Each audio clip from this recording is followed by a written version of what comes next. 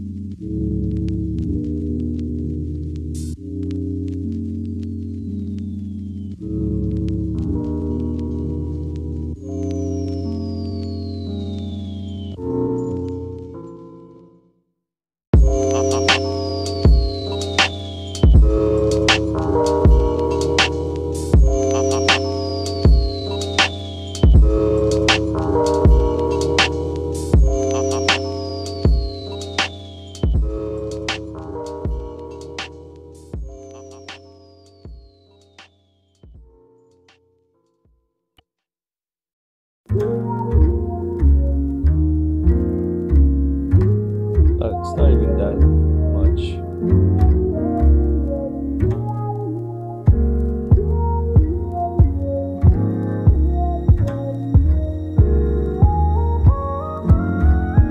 Have you seen?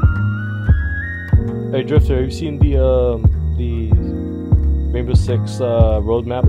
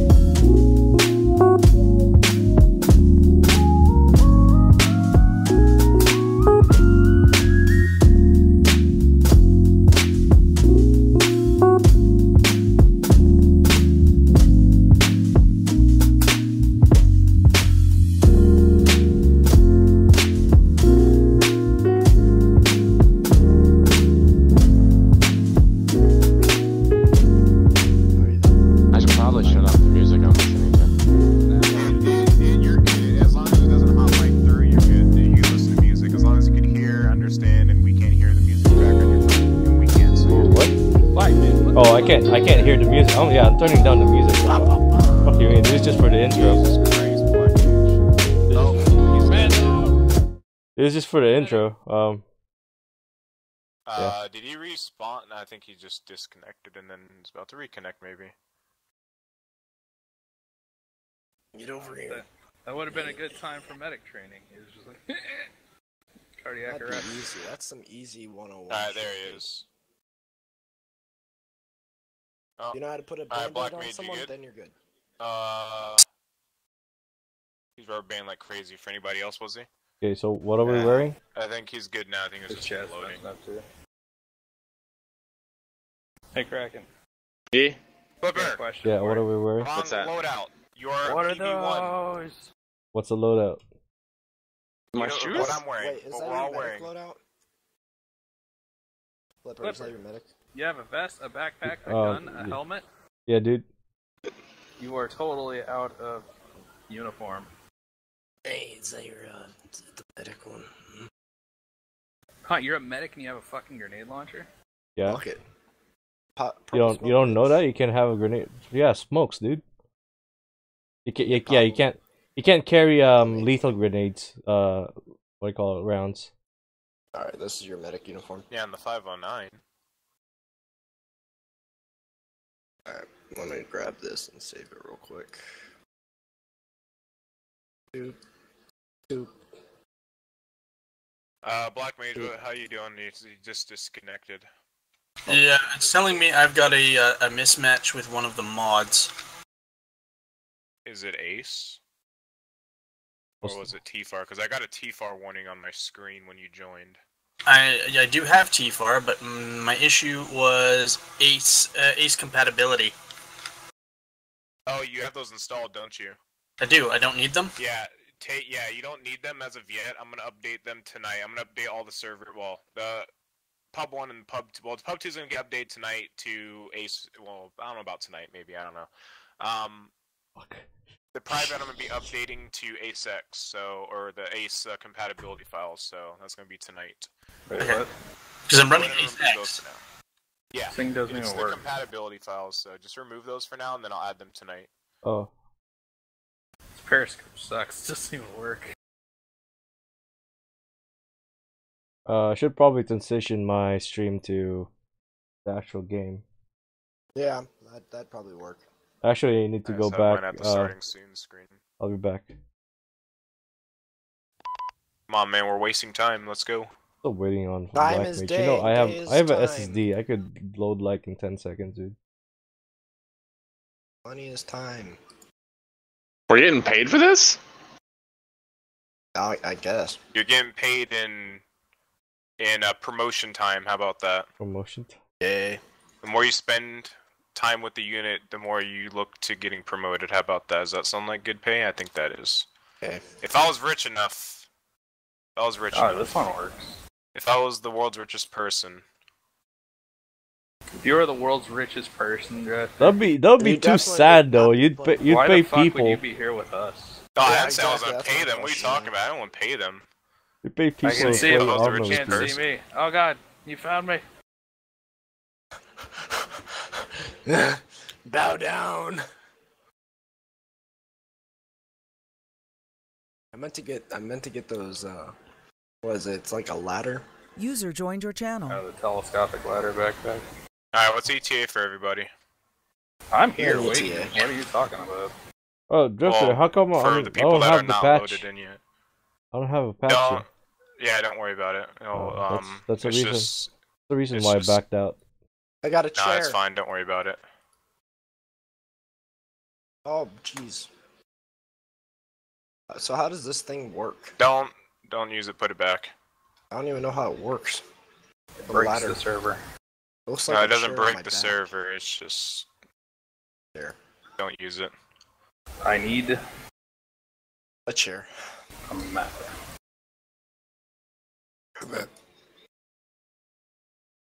You like my purse?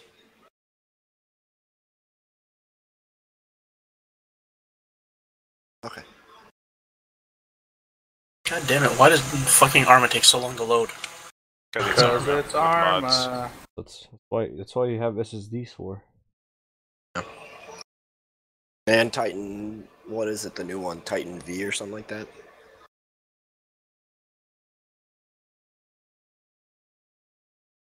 Oh, what the fuck?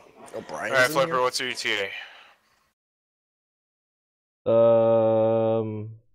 That time. 1 minute. All right, hurry up so we can start. I don't want to keep you guys here for too long.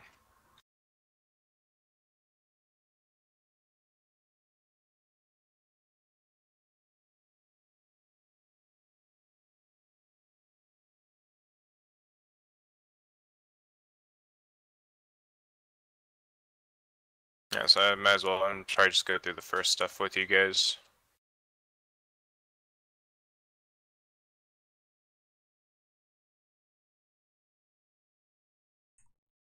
My internet's back.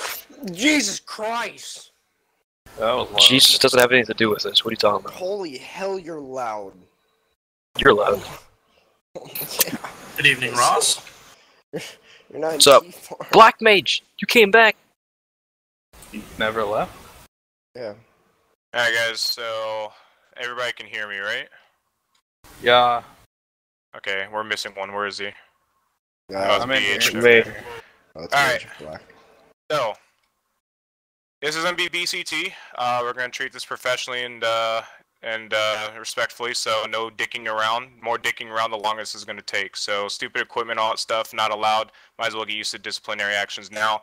I'm going to be taking this unit very serious. This is not going to be anything too much joking around. This is all about public look and appearance and so on and so forth.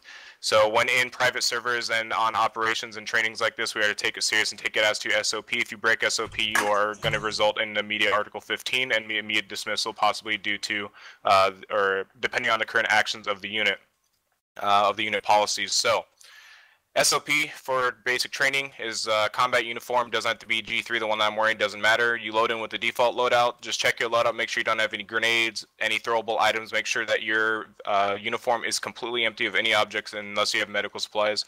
By default, you should come with one of each bandage. Just ignore that. You do not need to drop that. However, do not use it on yourself. You may come with one morphine or one epinephrine or a tourniquet. Do not use any of those on yourself until we get to the medical portion and you are given permission to do so. Do not salute me.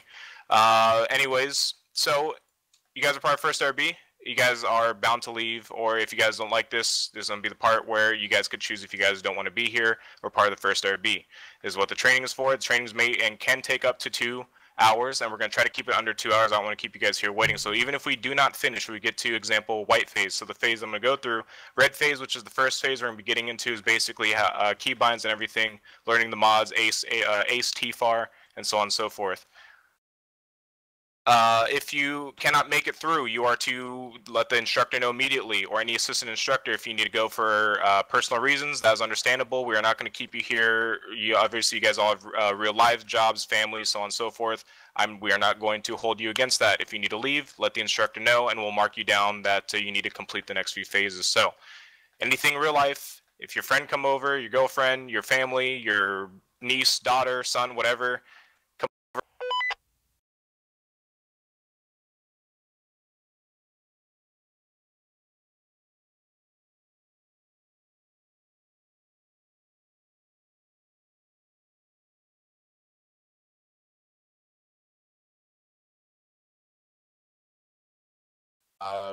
get you the permission to speak. Now, it's best to either type this in chat when instructor is talking, or wait till instructor is done. After every course that we go over, or any lesson that we go over, every instructor will go over and ask if there's any questions, concerns, or comments. If you have any questions, concerns, or comments, you are able to, again, PTS, permission to speak, or just ask permission to speak.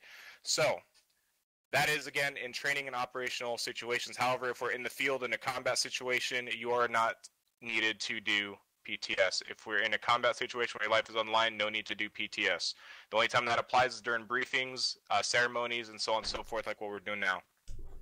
Does everybody understand these basic first few policies? Yes. Yep. Okay. Raj. So, shut up, Ross. You are not part of this. So, anyways, just kidding. What? I'm coming. Member eligibility.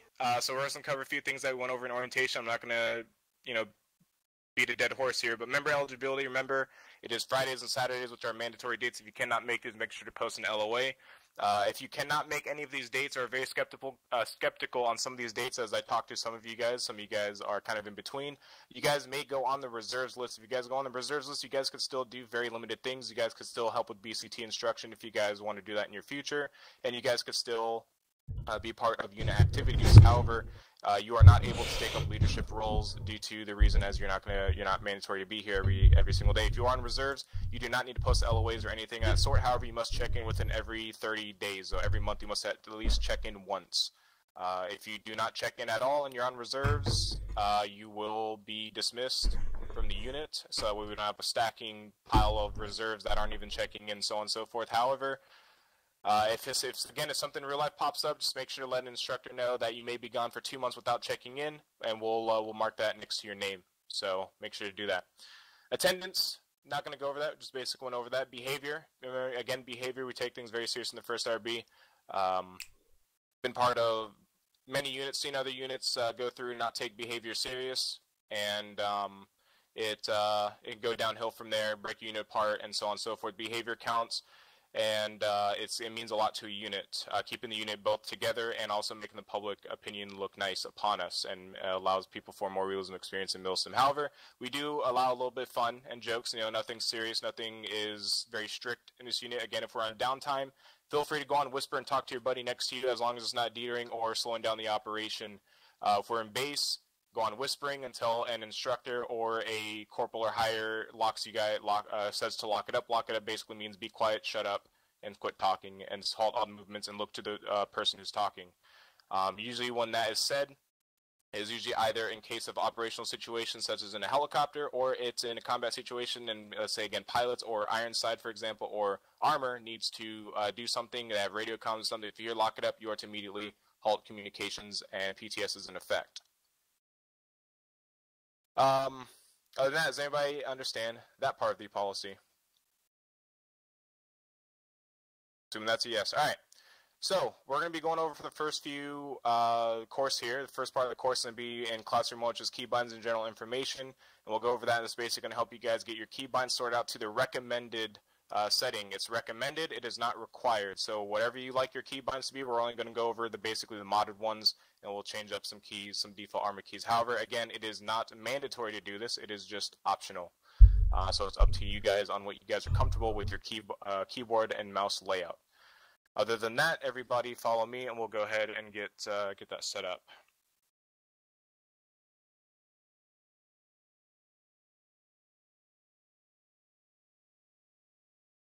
There.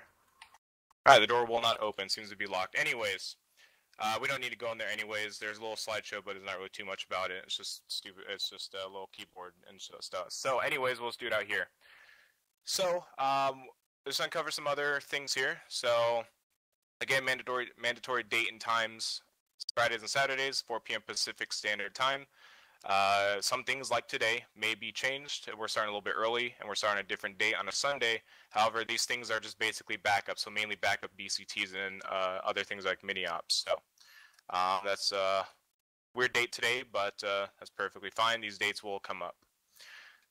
Okay, so addressing SOP. So basically what you guys are wearing is basically a BCT loadout for beginning of BCT. Of course, once we get later on in BCT, we'll start adding equipment as we go and start adding in stuff. In operations, you are to follow the operational SOP or the operations, the unit SOP for uniforms. We have a document for that. It's on the forums. It's in the information document as well. Those are the SOPs for uniforms and operations. However, some additions may be vouched for, and you may bypass some of the SOPs if you are cleared so by a certain higher rank. So corporal or above, mainly squad leaders or above, will be the ones approving. So if you have any or want any change to your SOP or to your dress or your uniform, you are to contact a corporal, and the corporal will bring it up to the squad lead, when the squad lead will confirm whether that is okay or not. So additional AT, additional dress uniform, anything of that sort, it will be addressed through the chain of command. So face paints are allowed to a minimum extent. No stupid face paints, no zombie face paints, anything of that sort. Camouflage face paint, okay. Stupid little warrior, blue, red, and white, all that stuff. You know, magical color, stupid face paint's not allowed as long as it matches the terrain and the camo that we're wearing right now. Face paints, anything stupid, again, immature or not matching camo or the environment is not going to be allowed. First IV patches, you guys may see your patch on your left shoulder. However, it may not show up sometimes. That's perfectly fine. And if you guys are not part of the units page, that is why it's not going to show up. So I'm going to have you guys all do that at the end of tonight for those of you that don't have it. Face masks will be allowed during all operational periods, even if it's daytime or nighttime. However, it needs to match the camo that we are wearing or the environment. So mainly, in this case, it'll be tan or OD green. OD in certain situations, such as in lush maps or forest maps. So Chernars would be a good example. So, with all that said, that's basically dress uniform. Helmets are always necessary. We do not go out in boonie hats. We do not go in patrol caps. We don't go out in little beanie hats. We always go out in helmets. Nothing else. Goggles. Goggles are allowed. Any eyewear. Eyewear protection is always mandatory in operations. Eyewear as what I'm wearing, BH, or even what Bullet Sponge is wearing. By the way, Bullet Sponge removed those goggles. The goggles are allowed, and face masks also as well. So, does anybody have any questions, concerns, or comments about that? PTS. Anything that we just covered. PTS. Go ahead, Flipper. Spectacles. They're allowed. Spectacles are allowed, yes. If you are that blind as a bat, then you are allowed to wear spectacles. Anything else? Okay, so Moving on, you do not need to address me by my rank. You could just call me Drifter. We are not that type of unit where you have to salute me. As a matter of fact, saluting in field, in operations, and trainings I do not like, so do not do it, and is not. You are not to salute anybody in the field in a combat area, even if we're in FOBs or bases, as that could show the enemy potentially that is a high-ranking personnel, and could easily target myself or team lead, squad leader, so on and so forth. By the way, you're not supposed to salute anybody unless they're an officer. You do not salute sergeants and so on and so forth.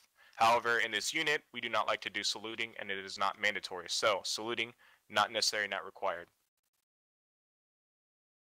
No officer on deck, so if I come into a channel, if I come out, officer on deck is not required as well. We do not do that here. As in my opinion, that is just unnecessary, not really needed.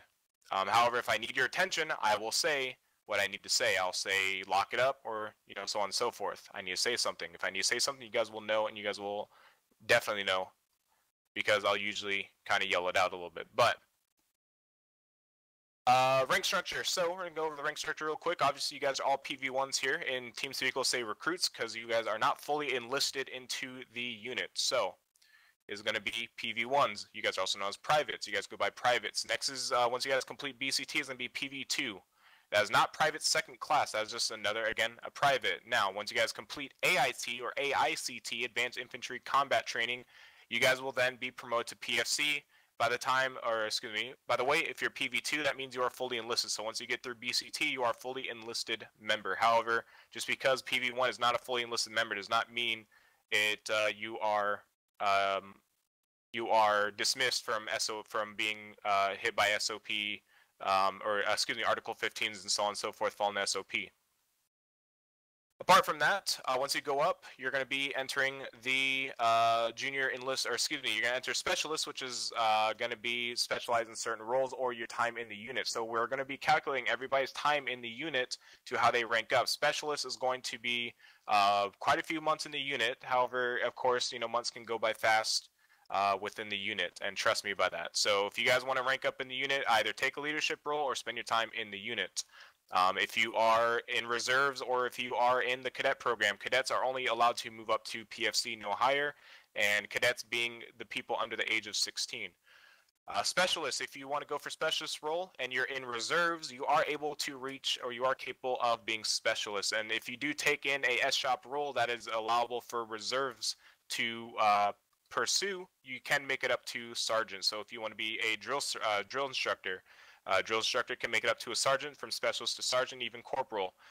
That may get you up to those certain ranks as long as your time in the unit is still being utilized properly. So if you're attending most days in the unit mandatory events, you can possibly make that role up. However, I will still be reviewing that. So moving on to the junior enlisted or junior leadership, which is corporal. Corporal is the junior leadership, and that is going to be your start to a leadership role in the unit. Corporals usually control up to a fire team, and that's really about it. However, you may see a corporal leading a squad. Usually this means that they are being either tested or they're being put up to the test of being a squad leader. Squad leaders you usually see at sergeants. And sergeants and staff sergeants are usually the squad leaders. You see the staff sergeants who sit around the squad leader role, and they'll moving up the line of basically the rest of sergeants. Could be first sergeant, so on and so forth. I'm not going to cover all of them, but basically from first sergeant and up, usually will be either platoon, not the platoon leader, but the platoon sergeant. Platoon sergeant is basically capable of controlling or helping the platoon leader control all the forces on the ground, movements, squad movements, so on and so forth, making sure everything's all right. Basically, he's the hard ass of the group, making sure that squads are doing what they're supposed to, while the platoon leader worries about contacting command, bringing sit reps, updates, so on and so forth, and helping and telling the first sergeant basically to do this and that. So that's basically the sergeant's role. From there on, you got command sergeant major, so on and so forth. We're not going to cover those. That's not going to be heavily enforced in this unit. And then you got sergeant first class, which I skipped, but that's basically along the lines of platoon, platoon sergeant and above. So moving on along that line, we're going to be moving up to officers. You're going to have a second lieutenant, which is going to be basically the first start of the platoon leader. So a platoon leader is going to be a second lieutenant to a first lieutenant. Those are going to be, again, platoon leaders. They can also be an aviation lead. They can also be higher up in the chain of command, depending on their role in the unit. So, second lieutenant, obviously first officer position. Second lieutenant, excuse me. First lieutenant is going to be the second officer position. Then you got captain. You got major, or you got majors, and then you got lieutenant colonel. So, major is going to be a very, very, very specific role. You're not going to be able to get up to that unless you're looking to a heavy leadership position within the unit, and that could vary to basically a commanding officer. So basically, the alpha alpha company basically is going to be controlled by either a captain or a mainly captain, but it can also within their time in the unit can make it up to a major, which in the major basically going to be my right hand man. So anybody wants to look into being a major, that's gonna be my right hand man, and things will come up to the both of us. If you're a major, that's gonna be a big role in the unit. It's not just gonna be handed to people. A lot of these ranks are not just gonna be handed to people.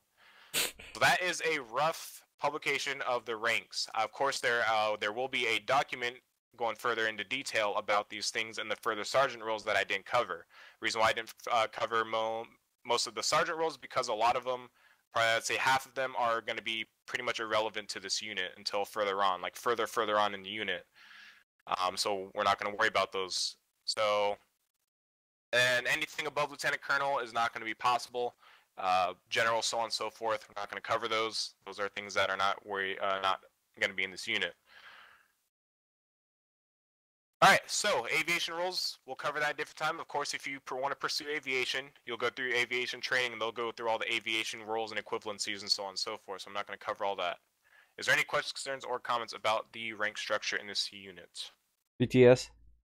Go ahead, Flipper. Our corporals have a vote on things?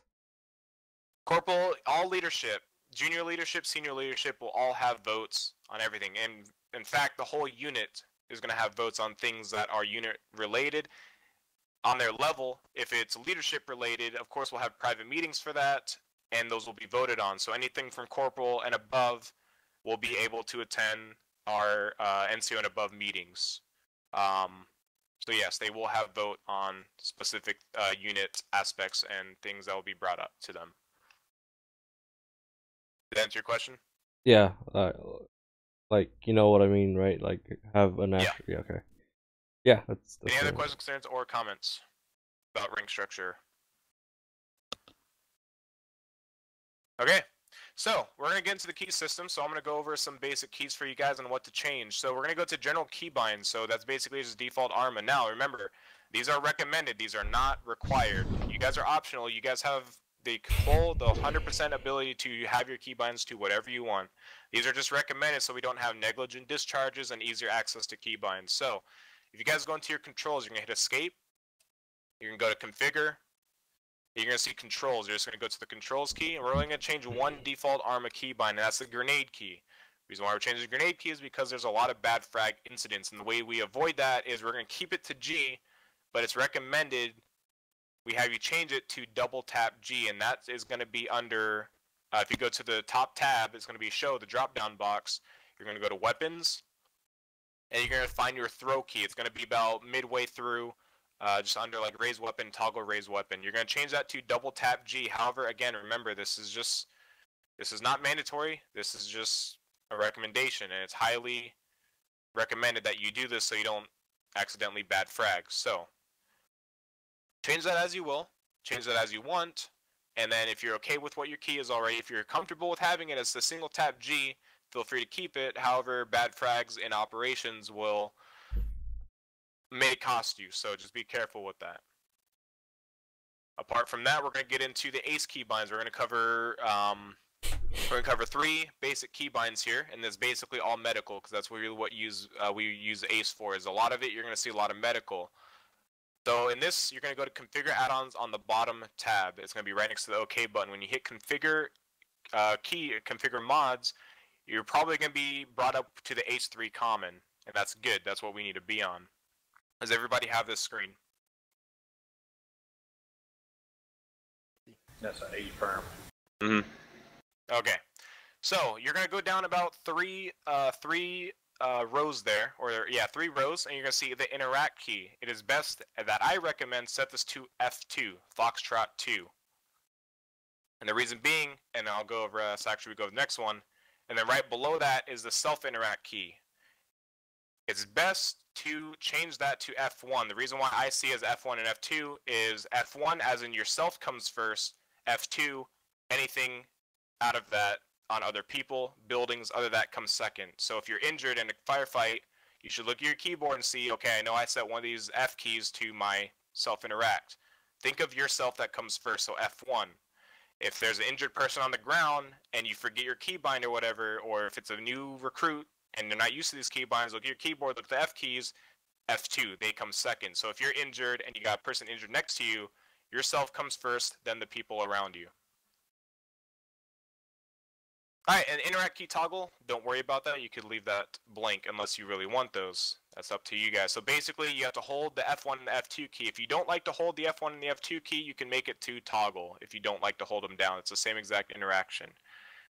Everything else here, you don't have to worry about that. So, we're going to go back up to the drop-down box, and we're going to go to ACE 3. We're going to go to the ACE 3, where is it, medical?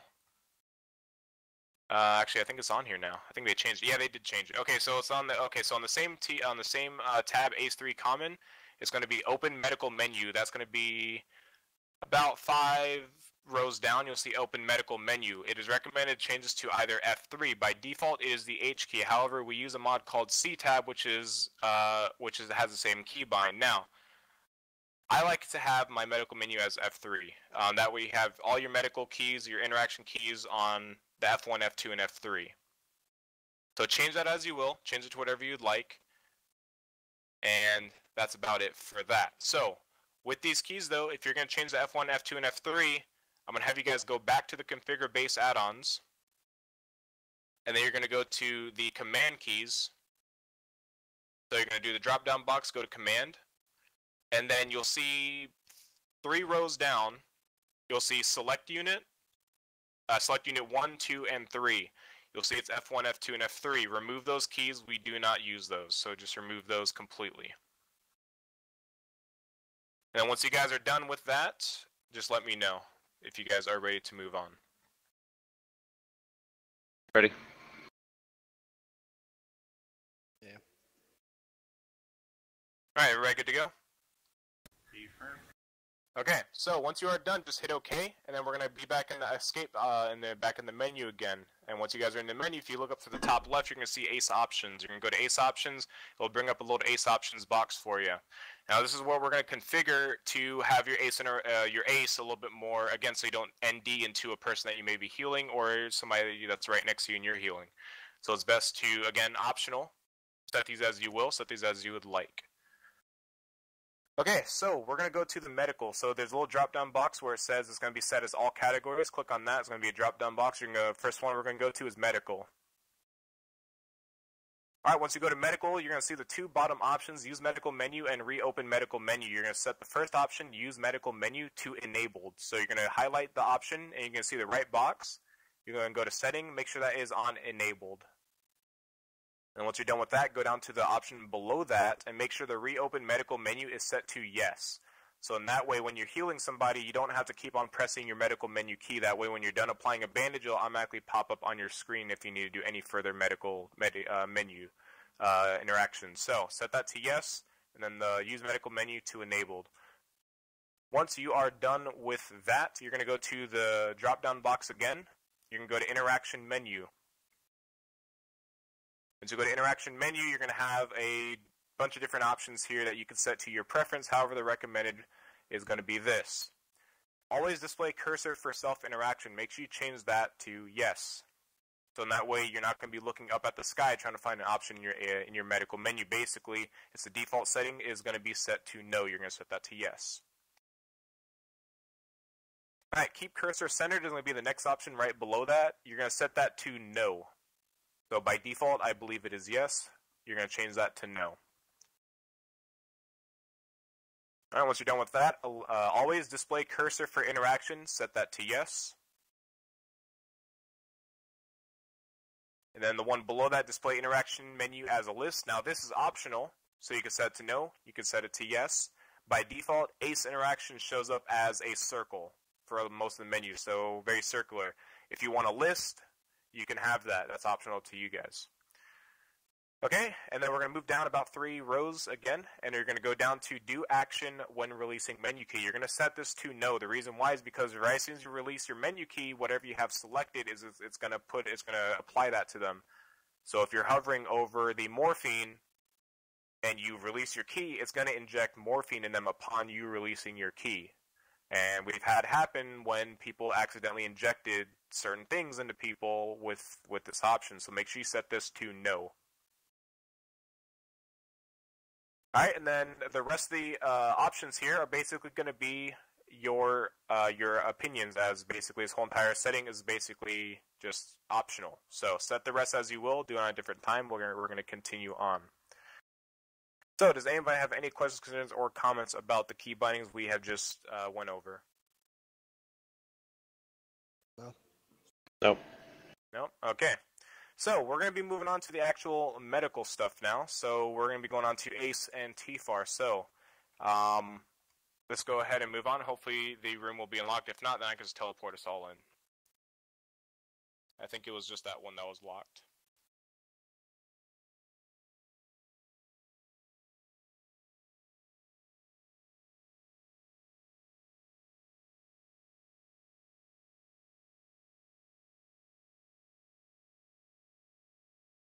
Check the back.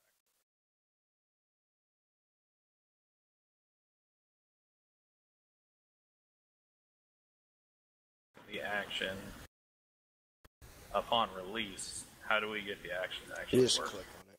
You just click it. Just left click. Yeah, all these doors are locked for some reason. Huh. Oh, okay, now it's working. I guess ArmA will be ArmA. Okay, so if everybody comes over here, I'll just go ahead and place in the center of the room here, I was going to place some medical boxes here for us. I don't know why all the doors are locked, it's a little bit weird, but that's whatever. The other 2 are locked out, I see, so let me go ahead and get them teleported in here. How are you? The teleport players. I don't know who's locked out there, but who is it? It's Black Mage and Kraken. Black Mage. There you go. And was it Black Mage out there as well?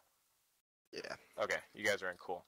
Alright, so we're going to be going over the medical stuff, so let me go ahead and just again place the ACE medical stuff down. I don't know why the doors are not working. They were working for me when I tested it out, but it's whatever. ArmA will be ArmA, I guess. And let's go over the bands. We're not going to cover the entire medical system, so don't worry about being here for too long. For those of you that possibly know from past trainings, we basically covered like everything. So just don't worry about that. We're not going to be covering every little piece of information here. So I'm going to place on advanced box here. So I'm going to have advanced medical. So if you guys all go inside this box here, we're going to go down the list of the medical supplies that we are going to be using. Okay, so starting at the top here, we got basic bandage. We're not going to be worrying about this. This is for basic medical. So for those of you that are going to probably be on the pub 3 or pub 2, I might change pub 2 to ACE. This is basically the bandage that's going to be used. It is not a very effective bandage in advanced. However, it does work in advanced. It's just not going to be very helpful of use. So the thing that it can work on is scars, though. For like little scrapes and scars, this thing will work. So the basic bandage will work. However, not mandatory to have. The packing bandage, which is the next one. This one is going to be for medium and large wounds. As you guys hover over the packing bandage, it is going to be set, or it's going to say it is used for medium and large wounds. So basically, packing bandage will help. And as it says, it's a packing. So if you have basically a hole in your chest from a bullet, think of packing bandage. This will help you the most. The packing bandage will have the biggest effect on that bullet hole wound or shrapnel wound, as for its name, packing. And for those of you that may have been, for those that may have been familiar with the old system of ACE, it does not work that way. So you don't have to have a concoction of bandages. However, a concoction of bandages per wound will help you. However, again, we'll go over the advanced ACE medical system here in a bit, and I'll show you exactly what. Go ahead. It's empty for me. It's empty for you? Is it empty for anybody else? Nope, Are you're you called. sure you're not on anybody else's inventory? I think he's looking at the ground. Do you see ground and crate, or you just see ground? I see ground, and I'm looking at the crate. I click on inventory. It's still, oh, there it goes. Okay. Yeah, seems like you need to get like the sweet spot or something, so.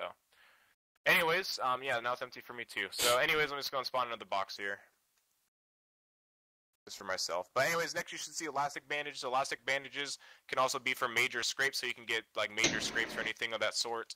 It's basically going to help out with that. So think of, again, elastic you're going to wrap around. Let's say if you have a cut on your arm, you're not going to pack a cut with, you know, with packing bandage. You're going to wrap elastic around it. So you got your scrapes, you're going to wrap an elastic around it. Is somebody still outside? ETS? I hear footsteps. Yeah, go for it. I know everybody knows this, but just to clarify, that the packing bandages are most effective in velocity wounds. Yep. Oh. Alright, so bandage elastic. Again, it's going to be your best bet for things like major scrapes or anything like that. So within ACE, there are numerous different types of wounds, and I'll give you guys a medical document for that. As Flipper said, there's a velocity, which again is usually going to come from bullets, and again that's packing bandage. So you're going to see stuff like velocity wounds and so on. So that's where that's going to come from. And you see abrasions and so on and so forth. It's going to be could be a concoction of packing or elastic. I notice with abrasions, bruises, you're just going to use something simple like probably quick clot or a bandage. But moving on, or excuse me, bandage elastic. So moving on, we're going to go tourniquet. The tourniquet is used for slowing down the blood loss or cutting the blood supply to the certain limbs. So if somebody has a serious amount of wounds, such as if you get hit by mortars or an IED or anything explosive, which is going to do the most amount of damage to anybody on all parts of their body, a tourniquet is going to help. It will slow the blood loss, and you are going to use it. However, it's a tourniquet. You cannot use it on somebody's head. You cannot use it on their chest either. It only applies to limbs. Yes, there has been people that thought you can use it on people's heads and their chest. So, tourniquets only applied for the limbs, arms and legs. That is it. And those are going to be you're going to see most from explosions. You're going to see that the arms and legs take a big effect, especially the legs. If it's a mortar or excuse me, an IED, you're going to see the legs probably be the most affected, apart along with the body. So the best thing you want to do is work on the chest first, in my opinion. Throw tourniquets on the limbs, and then work on the head or the chest, and then work on the limbs. So throw tourniquets on, and that's what this is going to help you. It's going to give you a nice wide door to keep that person alive. So tourniquets are going to help out a lot. Moving down, morphine auto-injector. Morphine is meant to suppress pain. It does not do anything besides suppress the pain. It does not wake you up. It is not. You can overdose on it, and it can knock you out, or it can kill you if you overdose too much on it. And it was only recommended that you only take about 2 morphine per person. If you take too much morphine, you'll notice that your heartbeat will start to become very slow. Morphine will slow your heart rate down, so you don't want to use too much morphine. And it can kill you, and it can also it can make you pass out. And it's going to take a while to get you back up, according to ACE. However, that's what the atropine, or excuse me, not atropine, epinephrine can use to counteract it. However, you don't want to inject too many fluids into your system, because that can also kill you. So you're going to overdose on certain meds. Adenosine, we are going to have a use for this, but only, as you can see, is only used to counter the effects of epinephrine. We're going to skip that for now. I'm not going to go too much into that. Atropine, I'm not going to cover that as well. That's advanced medical system. You guys are just going to be basic infantrymen as of now, and then further on, aviation, armor, whatever you guys plan to pursue in the unit. Epinephrine. Epinephrine is used to increase the heart rate and to counter effect by allergic reactions. You guys probably heard epinephrine be used for people with major allergies or anything of that sort. So, with epinephrine, if somebody's heart rate is low, epinephrine can be used in ArmA world to speed their heart rate back up, or obviously in any case. But if they have no heart rate, sometimes epinephrine can work to get the heart pumping again. It is ArmA. ArmA is not, or ACE is not going to be the most realistic simulation, but it does give you the feel and more advanced options. However, epinephrine is not going to be a very commonly used item out in the field unless we're at such as a COP or something like that with the CCP. So epinephrine, you do not inject yourself with epinephrine. You have a medic inject this. Nobody is going to be allowed to use the epinephrine injector unless you're a medic or you have been given permission by a medic to be used. Morphine, it's always best to, you can inject this. Anybody can inject morphine. However, it is best to get medical clearance that you are capable of handling morphine in your system. It's always best to double check with injectors to make sure that a medic clears you for these things, because they'll be able to see more information than what you can see on yourself. So clear that stuff through medical. The rest of the stuff we're not really going to cover because that is all advanced ACE medical, and we're not going to cover that. If you want to further learn these, you could become CSL qualified in the future and learn what all these things do. However, we're not going to cover this for BCT's sake. The only thing that you guys need to know as grunts, or as grunts for now, and possible just aviation, is you're just going to need to know the basic bandaging and the basic injectors that you will be using and seeing the most in the field. So things like liquids here, plasma, saline, blood. Of course, blood, self-explanatory. If your blood is low, use medic will give you or assign you a blood bag, depending on the amount you need, 1,000 milliliter, 500 milliliters, or 250. Saline, as you can see, also hovering over it, it is used for restoring a patient's blood. Again, not going to get too heavy into that. And then plasma, again, hover over it. It's a volume-expanding blood supplement. So, again, we're not going to cover that. If you guys want to go over that, you will be either going to CSL or as a medic, you will be brought through that training. Moving on to the last one, we got quick clot or basic field dressing. Quick clot is used for smaller wounds, such as, again, scrapes is very useful for scrapes and smaller wounds. Quick clot is as it sounds. It forms a clot within the wound faster. However, it's not very effective against gunshot wounds and so on and so forth. However, it is, and it can be still used for that. So basically, if you guys notice, if you guys ever watch real combat footage or medical, you'll notice they put a little powder substance on there. Basically, as quick clot helps the blood form clots quicker.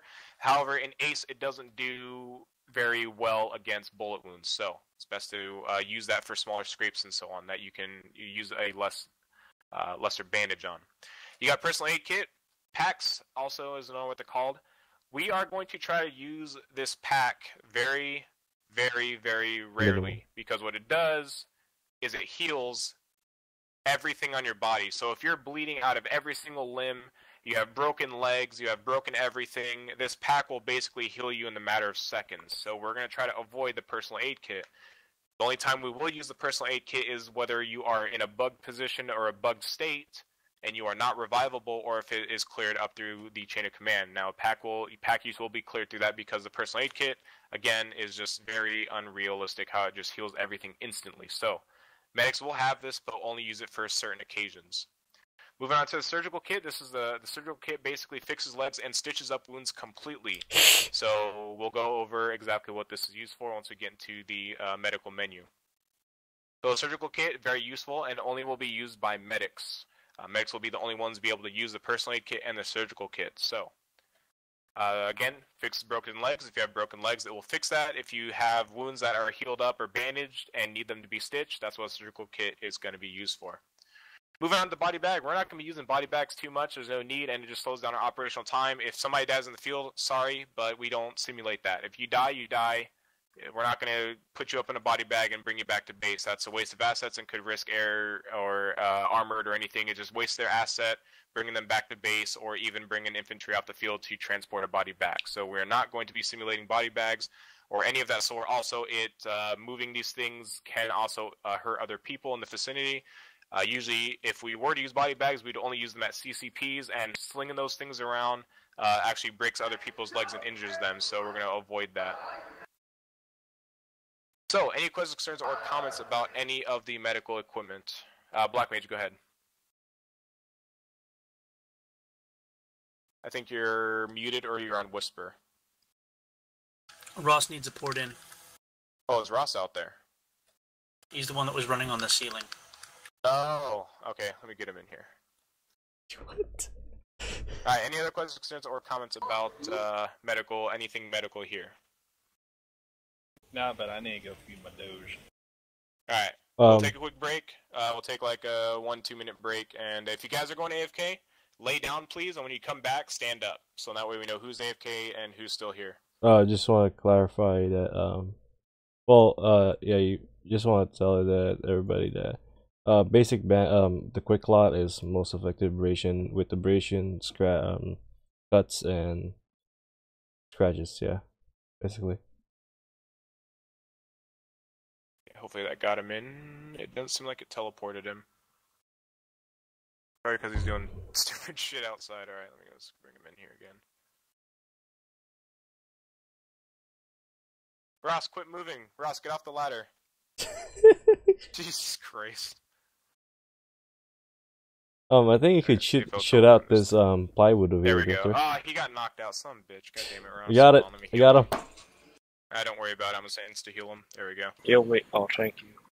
Alright, so once everybody gets back, I think BH is the only one that's AFK. We'll go ahead and continue on.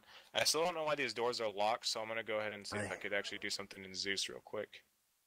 I was trying to get inside of here, but I didn't want to do anything with disruptor training, so... Yeah, it's fine. The doors are locked for some reason on these things. I have no idea why they're locked. They shouldn't be locked. It was like everything minus explosives, but it didn't work. Drifter. Yeah. I think you could shoot out that plywood over there. Nah, you can't. I made it indestructible. Oh, no. User joined your channel. You could probably shoot out the building, though. See who's that just joined? You guys still doing BCT? Yep. Yeah. What? Oh! I'll close it. Broke it. So we're in a break right now? Okay, I'm going to grab something to drink. Yep. I almost needed a body bag, damn. Yeah. Okay, I don't know if it added that. Doesn't seem like it did. It's alright. Please do not. First RB. It's a dream come true. This is your goodbye party. Oh, I mean, no shit. Yeah, I have to leave tomorrow. This is literally the last thing I get to do with you guys. I gotta go. Something happens, man. Just fucking run. Because I noticed that, Drifter, you said reserves, right? Yeah, there will be. Yeah, there will be. Yeah. For like 1 month check-in. I have to do like a 4 month no check-in. Whoa, Black Mage. You're gonna kill someone with that. I'm gonna have to do a 4 month no check-in, by the way. That's fine. Okay, just letting you know. I'll be back. You know that. I'll be back. Yeah. I'll be back. Bam. How you doing? Is it a little early for a beer? What's that just broke my legs? I don't know.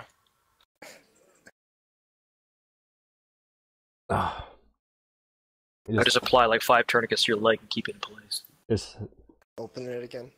Swear to God, I'm gonna be an alcoholic, man. Don't do that. It's not... What is that? Banana?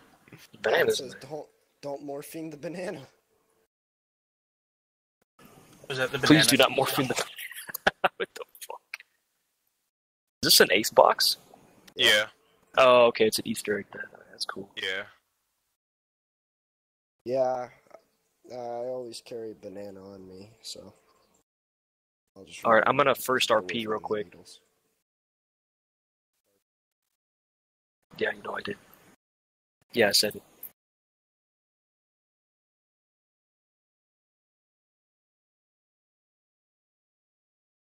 Hang on, hurry up with the stuff, and then, everybody go and come over here for those that are away, so, hey, geez. stop messing with that.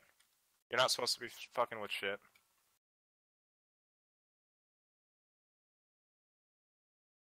I look like I have to take a dump. Look. Take a poop. BH will be coming back pretty soon. Do you owe any gun, Drifter? Own any? Yeah. I mean, yeah, like hunting rifles, that's about it. It's not mine, though. Oh. How much do you know about pistols? I forgot I had Not really too much, a little Wait, bit, how you though. doing push-ups? He's using a animation mod. Those are some shitty push-ups. I know, right? Look how big, far my ass is. Drifter, I noticed that they've changed ACE so that the information isn't there anymore, like the stuff that you would get as a before, like systolic pressure, stuff like that. It only shows as like generic, good blood pressure, It's because bad you're blood not a pressure. medic. You're not in the medic Yeah. slot. Oh, They made it still only has it. only medics can see all that information now. What? The, Well, you set it to that, right? I didn't set it to that. No, it's just mandatory in Default? in ACE, yeah. Oh, you'd have to set the module to everyone's a medic for everyone to see that shit. Yep. The only But of medics can course. get really like accurate information. What MOS are you going for, Black Mage? What's that? What MOS are you going for? I don't know yet. I'll see where the holes fall. Okay. You should be a wizard, so that way you could be a black There you go. What mage. what's the code on that? Got him. Got What's him. the what? What's the, Wait, Drifter, you're white. Yeah. That don't add up. What happened to your default character?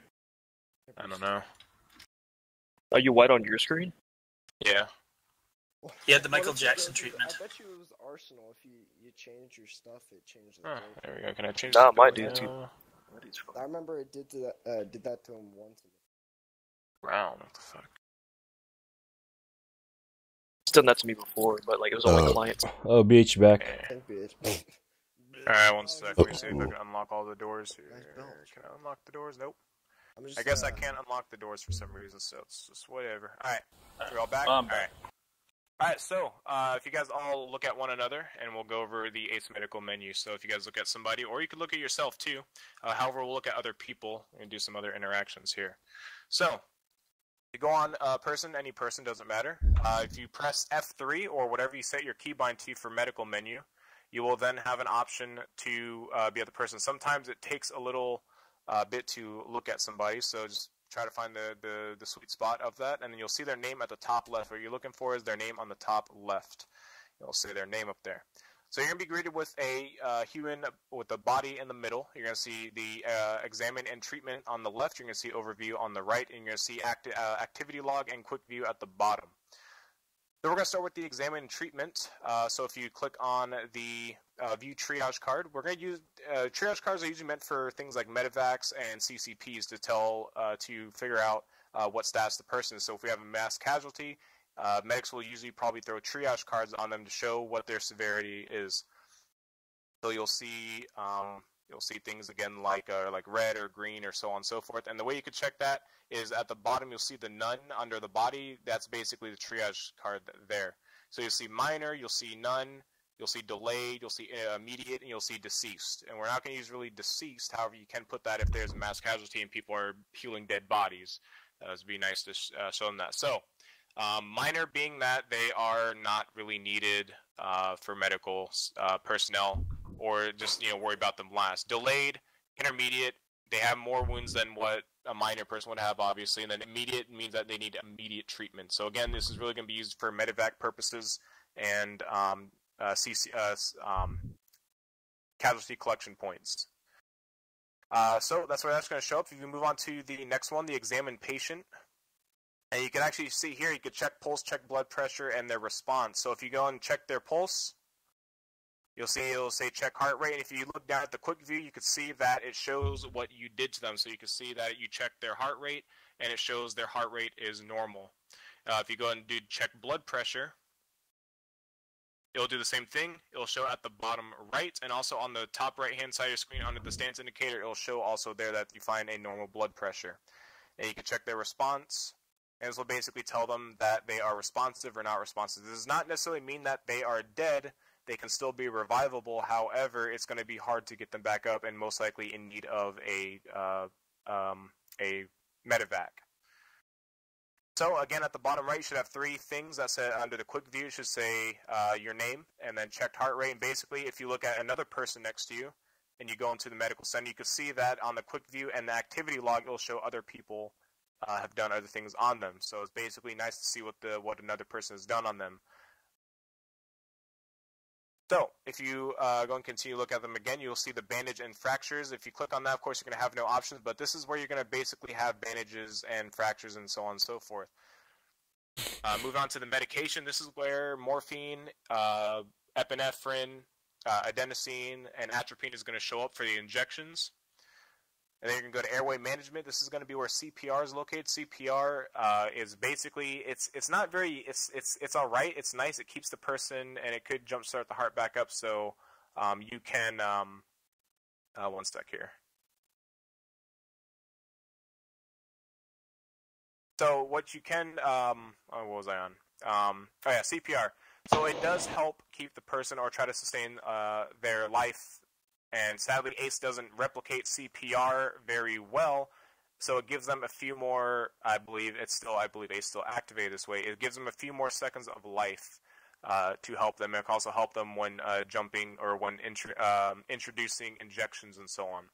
So basically, again, it's to kickstart or help kickstart the heart back up. So you're only going to use that if the patient is unresponsive and has no heart rate. That's the only time you're ever going to use CPR. You're not going to use CPR on a person that's just knocked out and breathing.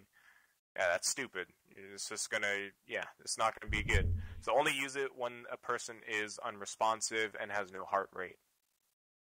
All right, moving on to advanced treatments. Of course, like I said, nothing's going to show up there, but you will have surgical kits. You will have packs in this area.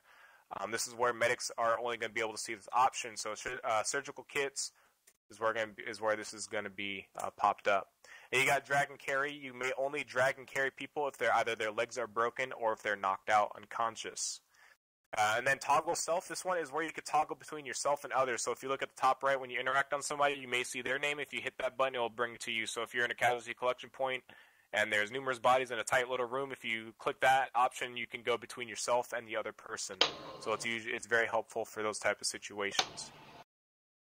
Okay, so now if you guys go to the body and the status, you guys click, let's say, the right arm. So, of course, of the body orientation, the right arm, that's going to be your left, the body's right. You'll then see that the medication and the bandage fractures shows up now. So depending on what you have on your personnel, you may apply. So I have a tourniquet on me. I can apply a tourniquet, and I can inject morphine as I have morphine on myself. So this is where these things will pop up. And of course, the airway management, advance, and drag and carry will not pop up unless that person's either has broken legs or you're a medic and you can only see surgical kit and so on and so forth. And airway management only if they are unconscious or unresponsive.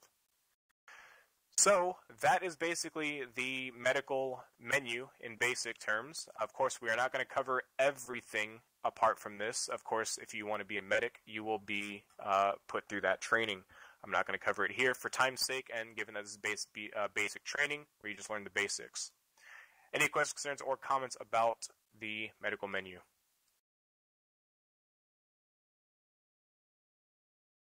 Once, twice, and okay. So, staying on the ACE topic before we get into radios, over to the east here on my point, we have crates in here. So if everybody goes into all three of these little cubicles have the same crates, so it doesn't matter which one you go into.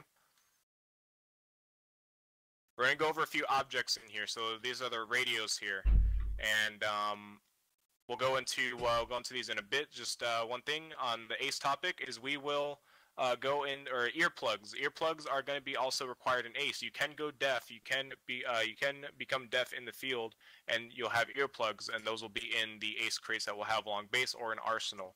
For those of you that are already familiar with ACE, there's purple little earplugs, so look for those. Is everybody able to see the radios in here? Okay, I see one person jumping around, so I'm assuming if I don't know if they can see him or not. Another option inside of ACE as well is map tools. Map tools are going to be helpful, and they are helpful mainly for team leads and above. However, ground riflemen, grenadier, AR can also carry them as well, and they are going to be very helpful. And we'll cover those later in our land nav course. All right, so TFAR, this is going to be the fun part. So if everybody grabs a ANPRC 152, this is going to be the main radio that we're going to be using. And we're only going to be covering this radio tonight, as it is the basic infantry loadout. So make sure you have a radio. It replaces the radio spot in your lower bar. So if you look under your equipment, you'll see the map, you'll see GPS, and you'll see radio. Radio is going to be the middle one. Make sure you have 2 radios on you. So once you're done with that, go on over in front of the board with the 1st Ranger Battalion logo, and then we'll start with the radios. And you could sit. You don't have to sit down. You can just, as long as you're in a spot where you can see the board. And if you float in your chair, enhanced movement is enabled, so don't worry if you float in the chair. It doesn't matter. And if you can't sit down, like I said, don't worry about it. Don't sit down. Like I said, everybody's going to be floating because of enhanced movement, so as long as you can see over them. Okay, so we're going to go to the first radio tab. So this is the AMPRC. This is what it'll look like in your when you pop it up. So as you can see, there's a little bit of directions there. You got the Control P. That will bring up your radio. So if you hit Control P, but you'll also be greeted with 2. Now that you have 2, if you have 2 radios on you, two of the same radios, you'll be greeted with different radios. You'll be with the select short range radio. So we're going to choose the top one first. So everybody click on the ANPRC 1521, and that'll bring up that specific radio that you have on you. Now you're going to be greeted with the same exact radio that's shown on the screen, different frequency, different channel. So a little bit of information about the ANPRC 152. This is going to be the basic infantry radio. This is the radio that you are going to be using as an infantryman. Whether you like it or not, you will be communicating on radios with your team lead, and if you really have to, such as if your team lead goes down, which shouldn't happen in the first place, you will be contacting your squad leader. So this is going to be the radio that we're going to be using. So now that you got a little glimpse of it, we'll go ahead and continue on with showing you guys the radio. So if you guys hit the clear button, that will clear the frequency. The channel 1, the C1 is the channel, the number is obviously the frequency. If you hit clear, you'll see that it clears that number, and you're greeted with a blinking line there. That's going to be where you could type the number. So you can also just click the frequency box. If it doesn't enter, make sure you click the frequency box, and it will say the current frequency. What you're going to do now is use your keyboard keypad. Do not use the keypad on that radio. You're going to use your keypad on your keyboard, and we're going to set the frequency to what's shown on the screen. We're going to set it to 135. So just set it to 135 on the frequency, and then you're going to hit enter. And no need to queue up over the radio, but somebody has their radio on speaker, or they're either hot micing through their mic. So somebody has their radio on speaker. Make sure you turn that off speaker. Still on speaker. There you go. Alright, so I'm on frequency 135, channel 1. You guys should be able to hear me. If you cannot, please speak up and say something. Everybody can hear me? Alright. Somebody's back on speaker again. Fix that. I think somebody is on push to talk, and they have caps lock. Okay. Alright, they took it off now. Alright. Cool. Alright, so that is the basic use of the radio. Very easy, very simple, not so hard. So, was everybody able to hear me on the frequency? Yep. Alright, I'm going to go on whispering, just to make sure you guys can still hear me. Other than that, hopefully you guys can still hear me. Alright, so we're going to be going to the next page. This is going to be using the PRE key to change the channel. So if you guys hit Control P again, and again, select your AMPRC 152 radio, the first one, the one where you set the frequency 135. And if you see the PRE key, you're going to set that. It's in the bottom right of the actual key, the keypad on the radio. You can see that you set channel 2. And you guys can see channel 2 is going to be a different frequency. So this is going to help you with using different comms. However, when you switch off of channel 1 to channel 2, you guys will not be able to hear channel 1 anymore. And we have a workaround for that. And we'll go over that later. So we're going to go to channel 2. Make sure it says C2. We're going to do the same exact thing. We're going to hit clear frequency. And for this radio, for this frequency, we're going to set 145 on the frequency. So just 145. BTS. And then hit enter. Go ahead. Badger's outside. I see him. Okay, we'll get him in here. Thank you for that. Said 145. Yep, 145 for the frequency, and I will get a call up here in a bit. Just go and get him teleported in here.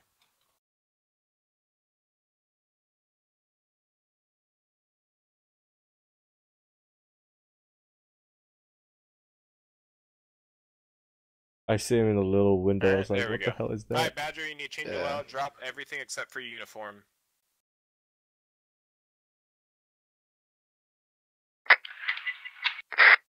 Somebody's on speaker again.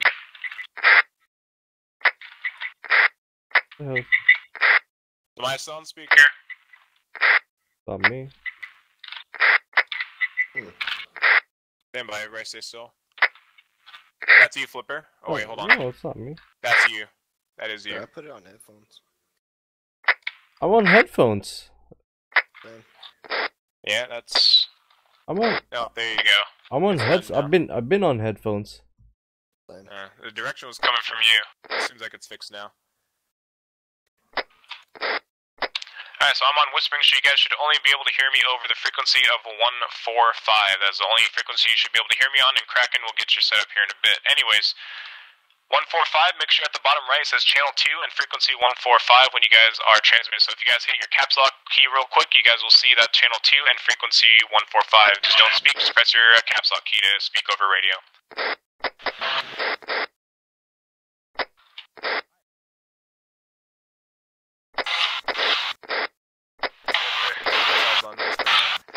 What the hell is that?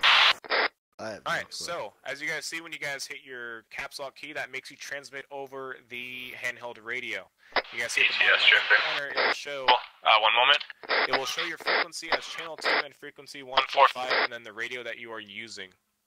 It'll say that you are transmitting in green, and it'll say that you, and in orange or in yellow, it will say you have transmitted. So that's what that is going to do for you. Go ahead, BH. We seem to have an infiltrator. What do you mean? He doesn't seem to match us. Where? Badger has a different He's talking about Badger's ArmA. I forgot to click my click the unit before I logged in. My bad. Oh, okay. I see what you mean. I forgot to select the unit before I loaded it with my mods. Yeah, so I have a different patch in my arm. I'm sorry, BH. And remember, we're PV1 here. I know. I don't know what ring system that is. I mean, I can disconnect and change it if it's a huge issue. We'll just do it later. Alright, so Badger, I need you to grab a 152 if you haven't done so already. Make sure you have two 152s on you. So the crates over in one of these 3 cubicles over here has 152s. Make sure you have 2 of them on you at this time. Alright, so we're going to move on. I only have one. Alright, so if the volume is a little bit too loud for you guys, there's nothing wrong with changing your volume in the field. This helps out with when you're working with multiple radios or if your radio is just too loud for your liking. So again, pull up your radio, Control P, select your radio. And we're going to go back to channel 1, so you're going to hit the negative sign on the PRE key. That's going to set you back to channel 1. And once you guys are on channel 1, go ahead and set your the top knob. You're going to use your left and right click to set your volume. So this is going to help you again if you're dealing with multiple radios. You can turn one radio down and one radio up, depending on what you're prioritizing on your radios. So if you guys set it down to volume 10 is the lowest that you can go, volume 100 is the highest you can go. So if you guys set your volume to 10, once you guys are done, I'll transmit over the radio. So I'm transmitting over 135. You guys should be able to barely hear me over this frequency, as it should be on volume 10. Little example there for you guys of what it sounds like. It does significantly turn the volume down, and again, helpful for when dealing with multiple radios, or if you're in a tight situation, you need to hear a person in proximity, and you need to turn your radio down. There are also keybinds to switch to different frequency stuff. That's going to be your keypad. So if you press like 1 and 2 on your keypad, you'll see at the bottom right-hand corner, you'll see that your radio changes to channel 1 and channel 2, and it shows your frequency that you're on that radio that you have active. All right, so moving on. Alright, so now this is going to be where you change which ear the radio plays through. So this one we're going to actually use our second radio. So if you guys press Control P, you're going to choose the second radio that you guys have in hand. So go down to the 152, the second one, and then you're going to set as active, or you can go to settings. However, we're going to set this as our active. So set as active, then when you could press Control P, and you see that that radio is now put over on the top part. So you can click the top radio once you set it as active. Once it says active, you'll notice that there's a different frequency there. If it's the same frequency as the last radio, then you probably did not set it to the second radio. So, note to self that you guys will not be carrying 2 radios like this unless you are possibly, again, team leading or squad leading. However, there is a workaround so you don't have to carry so many radios around with you. This is just for training purposes only. So, for our second radio, we're going to set our frequency to 200. So you're going to set the frequency to 200 on channel 1. And note to you guys, the channel does not matter. Channels just worry for multiple frequencies. So if you set channel 2 to 200, it will still work with the frequency. It's the same frequency, just a different channel. So, onto the 0 key. So the 0 key is your stereo settings. And if you press that once, now of course not on your keyboard, but actually on the keypad on the radio, and you look at the bottom right, you'll see that it changes your ears left and right, and also left and right, and then left only and right only. Again, this is helpful for dealing with multiple radios and also when you are in tight situations and you hear out one side of the ear. There are also keybinds for this, and that's going to be your control and your left and right and up arrow key. This is how you set it by the key bindings. But for the keybinds for TFAR, I'll let you guys go through the keybinds and the options yourselves, as they are pretty simple controls, and that's where you can find the rest of your keybinds. Of course, we're not covering every little thing in this in BCT. Alright, so once you guys set that, I want everybody to set their radio to their left ear only. So make sure it's on left only. Set your volume back up to whatever you feel, as long as you can hear me.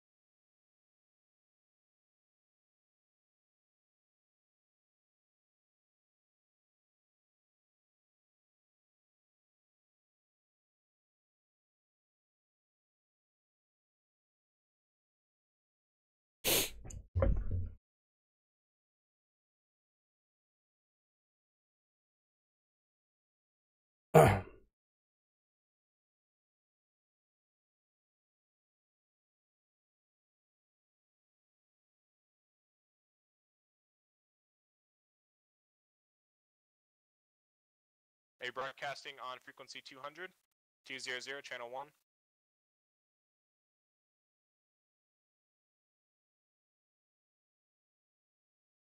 Make sure that your frequency didn't reset. By the way, another little thing with TFAR is your frequencies can reset. It is just a typical TFAR bug. It only happens at the beginning of a server start or a mission start.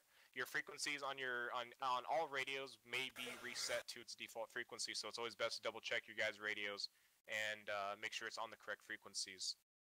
You don't want to happen in ops because it will get you in trouble. If you do not answer an important call over radio, and it comes back to you guys that your radio got reset and we don't know, because obviously if I'm command and I'm trying to reach down to my platoon leads and they're not answering back to me and they come back in the debrief saying, yeah, my radio got reset, I'm not going to know that, and I'm probably going to chew them out the first time I see them for not answering their radios. So to save your skin and other skins, just make sure that everybody's double checking their frequency around the first 30 minutes to an hour of an op or any sort of event. It's always the best to double check that. Also, if you save a loadout with a certain frequency set, it usually saves it in the loadout. If you load back into the arsenal, it'll save the same settings on your radio. It's pretty cool. Yep. Anyways, Flipper, did you get that sorted out? What? Broadcast to me on frequency 200. And only Flipper. Almost on speakers. Yep, that's what we're going over. Were you listening? Oh, yeah. Check. 200. Alright, so as you guys hear that, that's what speaker sounds like. Again, you guys heard it from, I don't know whose mic or whose radio it was, but speakers, don't get in the habit of using this. It is not very helpful, especially for squad leaders, team leads, and platoon leads around. It is very disruptive, especially if you're on the same frequency as them. There's no need to. The only time you ever use speakers is if you're told to by a fire team lead or above. Do not do it unless you are specifically told to by certain personnel. Other than that, let's go ahead and move on to the last page here. The last page is going to show you guys how to set additional frequencies. So this is going to be to where you have two frequencies playing at the same time. So this is, again, the case so you don't have to carry around two or more radios. You can set up to, I believe, 9 channels of additionals However, you're not going to be doing that because we're not going to be assigning one person to 6 radios. That's a little bit too much. So what we're going to do is on the same exact radio, the radio where we set to frequency 200, I'm going to turn myself off speaker. And we're going to follow what's on the screen. So we're going to set additional channels. So what you're going to do is we're going to keep channel 1 to frequency 200. What you're going to do is you're going to go to next channel, either using your keyboard keypad or the channel, the PRE key. And by default, you should have a default frequency there. Mine reads 360.5. We are not going to be setting up on that channel. We're going to set this frequency, channel 2, frequency to 205. So frequency 205. Then hit enter. And then what you're going to do, not yet, that's not additional channel. I will tell you guys when to do mic checks when ready. Once entered, click the left arrow button on channel 2. Make sure you have channel 2 selected and select the left arrow key. And you'll see it changes from C2 to A2. That's additional channel 2. And make sure the frequency is still the same. Hit enter just to be safe. And to allow this channel to work, to make this channel work, you're going to set your channel back to channel 1 by hitting the PRE key, the previous channel. Once you guys are done with that, you're going to exit out of your radio and just stand, and I'll broadcast over both frequencies to show you the additional channel. Alright, radio check 200, channel 1. Did you get that? No. You did not get it. So, Yes. On your radio, Kraken, make sure your first channel is set to channel 1, frequency 200, no decimal. And then make sure to hit enter. Let me know when you have that. That's been set. Alright, radio check 200. Alright, Cool. Now, I'm going to set it, and I'm going to broadcast over the additional channel on frequency 205. So this broadcast should be coming over additional channel 2, frequency 205. Did everybody hear me? Hold on.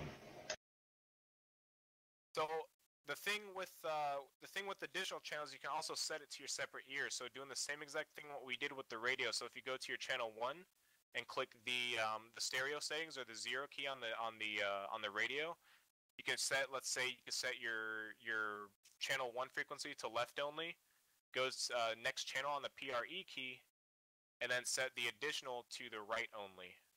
And you can see at the bottom right, you'll see the left only, and then right below that, you'll see additional set to right only. And it's nice for separating, again, multiple radio communications if you're in that type of traffic.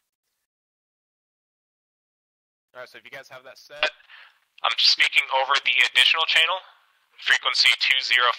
Whichever radio you have it set to in your ears, you should be able to only hear me in that specific ear.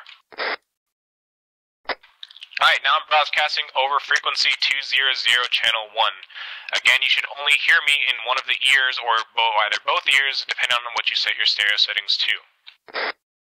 Did anybody not get my transmissions? Good. Alright, so, the way to broadcast over an additional channel is default your T key. That's Tango. So if you press your T key, that transmits over your additional channel. If you guys just tap it like you did with the caps lock, like I told you earlier, you'll see at the bottom right, it says you're transmitting over an additional channel. That's how you know. Oh, hell is that? Alright, did anybody not get that option, or did not see the additional channel? Assuming everybody did. If you heard me over the frequency, you should be able to see it down there. Other than that, that's pretty much it. So now, keybinds. There's keybinds for pretty much everything on TFAR. However, I'm going to let you guys explore that yourselves. I don't want to keep you guys here going over keybinds again. That's your guys' time. That's your guys' options to set your keybinds to whatever you would like. And please, does anybody have any questions about the handheld 122 AM PRC radio? Alright, so another thing to keep in mind is we are not going to be going over backpack radios. So for those of you that have backpack radios, do not worry about that. We are not covering backpack radios in BCT, as backpack radios are mainly going to be used for team leads and above and other leadership personnel. So do not worry about backpack radios. We'll be not covering those in this BCT. Anyways, handheld radios, they are very effective and very nice. However, they do have a lot of blockage. Somebody's press their Zuski. Please do not do that again because it rings my ears. So, handheld radios, 152 AMPRC is the basic and the SOP radio that we'll be using. We will not be using the other little handheld RF 1000 whatever. That is a little walkie-talkie, and we do not use that. 152s are better, and they transmit a little bit further than the little walkie-talkie looking radio. So, note that radios in TFAR are simulated to be blocked by certain obstacles, such as trees, very dense towns, CQB, terrain, anything of that sort. Anything that could block a frequency travel will weaken the transmission. And the way that it translates over into the radio is it's very staticky, and sometimes it could be very, very, very unreadable depending on how far away and how much obstruction is in the way. So a massive mountain. So if we're on the other side of a mountain here, but we're about 500 meters away from the other fire team, it's probably going to be very broken because there is a massive obstruction in the way. So you're probably going to hear a lot of static coming through. It is not their microphone. It is not them. It is just the radio being simulated that there is blockage. The only way to get that fixed is to either find higher ground or to come in direct line of sight with them. If you have direct line of sight, guarantee you that the transmission will be basically crystal clear. If you cannot see them and there's obstruction, do not be surprised if there is a little bit of static coming over the radio. That is very typical, and it happens quite often. The backpack radios can, however, decrease that chance of happening as they have stronger frequencies and longer distances. Backpack radios can reach a solid, I believe it's 5 to 8 kilometers on flat land, and of course in obstructions they reach obviously much less, probably about half that distance. So lane obstruction or obstacles is very, very, very effective to the radios in a bad way. So when dealing with these radios, and of course when we plan, of course we're going to plan to deter these things in operations. So if you think that, we're not choosing the high ground because, for certain reasons, communications and ops are important. That's why we're learning these. So, any questions, concerns, or comments about any of what I just covered? Alright, so, note to self, also vehicles use the backpack radio frequency, or the display as well. If you guys want to, feel free to use the backpack radio and learn it on your own time. You guys are not restricted from coming on here and practicing backpack radios or anything of that sort. Feel free to learn it on your own time. It's basically just a larger version of what we just went through with the AMPRC. A few things, there's a few more features on it.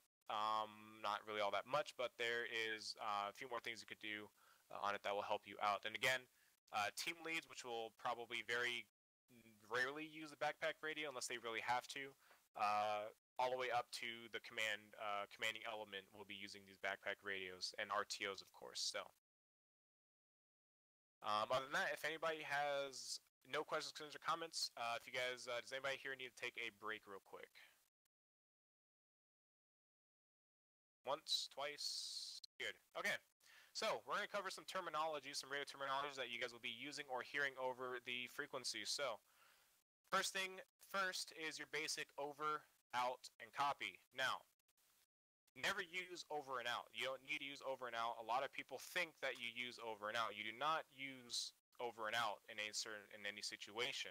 It is not a correct term. It is a false term. You may hear it a lot, but it is not the correct term.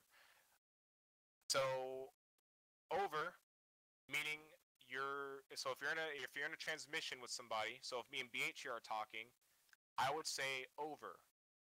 The reason why you say over is it means I'm done with my conversation, over to you. So the conversation now, he's able to speak now. And then once he says over, then I'm able to speak. Then repeat the pattern over and over and over. Then you got out. So out basically ends the transmission, ends the conversation, not to be considered. So you don't say out. If you say out and you expect a comment to come back, so if I say, let's say BH is aviation lead, I'll say Blade Runner, this is Raider 6 out. He's probably not going to say anything because I said out, and he's probably going to be confused because I said the wrong term. You don't use out to end your line or bring it over to the next person. You use over. And the only time you'll ever really be seeing these heavily used is in formal communication on the radios, and there's informal, but I'll get into that after. Then you got copy, which is basically everybody knows the term copy. Everybody's heard of it, does it. I'm not going to cover it too much. It's basically you understand what they have said to you. Not too much about that. Then you got break. Break is basically a break in your communication that does not mean anything else. So if I want to give out a grid coordinate, or if I want to give a contact calling, again, let's say BH is aviation, and I want a gun run or something. Blade Runner 1, this is Raider 1, Raider 6, message over. Then he'll say, Raider 1, Raider 6, send it over. And I'll say something like enemy contacts, grid location break. Grid location as follows: 051051 break. Enemy hostile T-72, moving west over. And then he'll say, he'll do his read back as per aviation does. Of course, in this case, in more technical terms, I would have my RTO do a 6 lines a 9 line or a 6 line depending on what element that he is in. And then he'll read back, the confirmation, so on and so forth. That's very formal communication right there, is using a lot of the terms and making it shortened to the point. And that's what break is going to come into use. It helps you to where you don't just have dead air over the frequency. You're letting the person know that you're not done with your transmission, and you're not just hot micing over the radio. So, break or break can be used as halt all communications on this frequency. So if aviation is talking to armored about something that is not a threat, not as important, and I come over frequency saying break, that means they need to halt whatever comms they're doing, and they need to listen to the person that yells break, or break over the radio. Because that means that that person that says that has something very, very urgent to speak over the radio that takes priority over what is going on over the frequency now. So if you hear break, just release your key and don't talk unless you get an order from whoever says break, and they'll do their transmission. And again, this is only used for urgent situations. Very, very urgent. I'm not talking about stupid little bugs or glitches that will be solved. I'm talking about operational situations where like a T-72 rolls up on an infantry squad and wipes them or something. That's when it's used, not for something like bugs and glitches and so on and so forth. That will be dealt with in a later time. Then you got message. Basically, you guys heard me say it. I said Blade Runner 1, this is Raider 6, message over. As basically letting BH know, or whoever is in aviation, or whoever I'm contacting, know that I have a message I want to send out to them. Pretty simple, pretty straightforward. Alright, so moving on, wait 1 or standby. Basically, as it stands for, if BH contacts me saying Raider 6, this is Blade Runner 1, LZ, or what's your LZ, so on and so forth, and I'll say Blade Runner 1, this is Raider 6, standby for grid coordinates or something like that. I'll basically tell him that he does not need to stand by, or he does not need to message me back. I'll message him when I got what I need to say to him. So that's basically what that's used for. And wait 1, standby, same thing.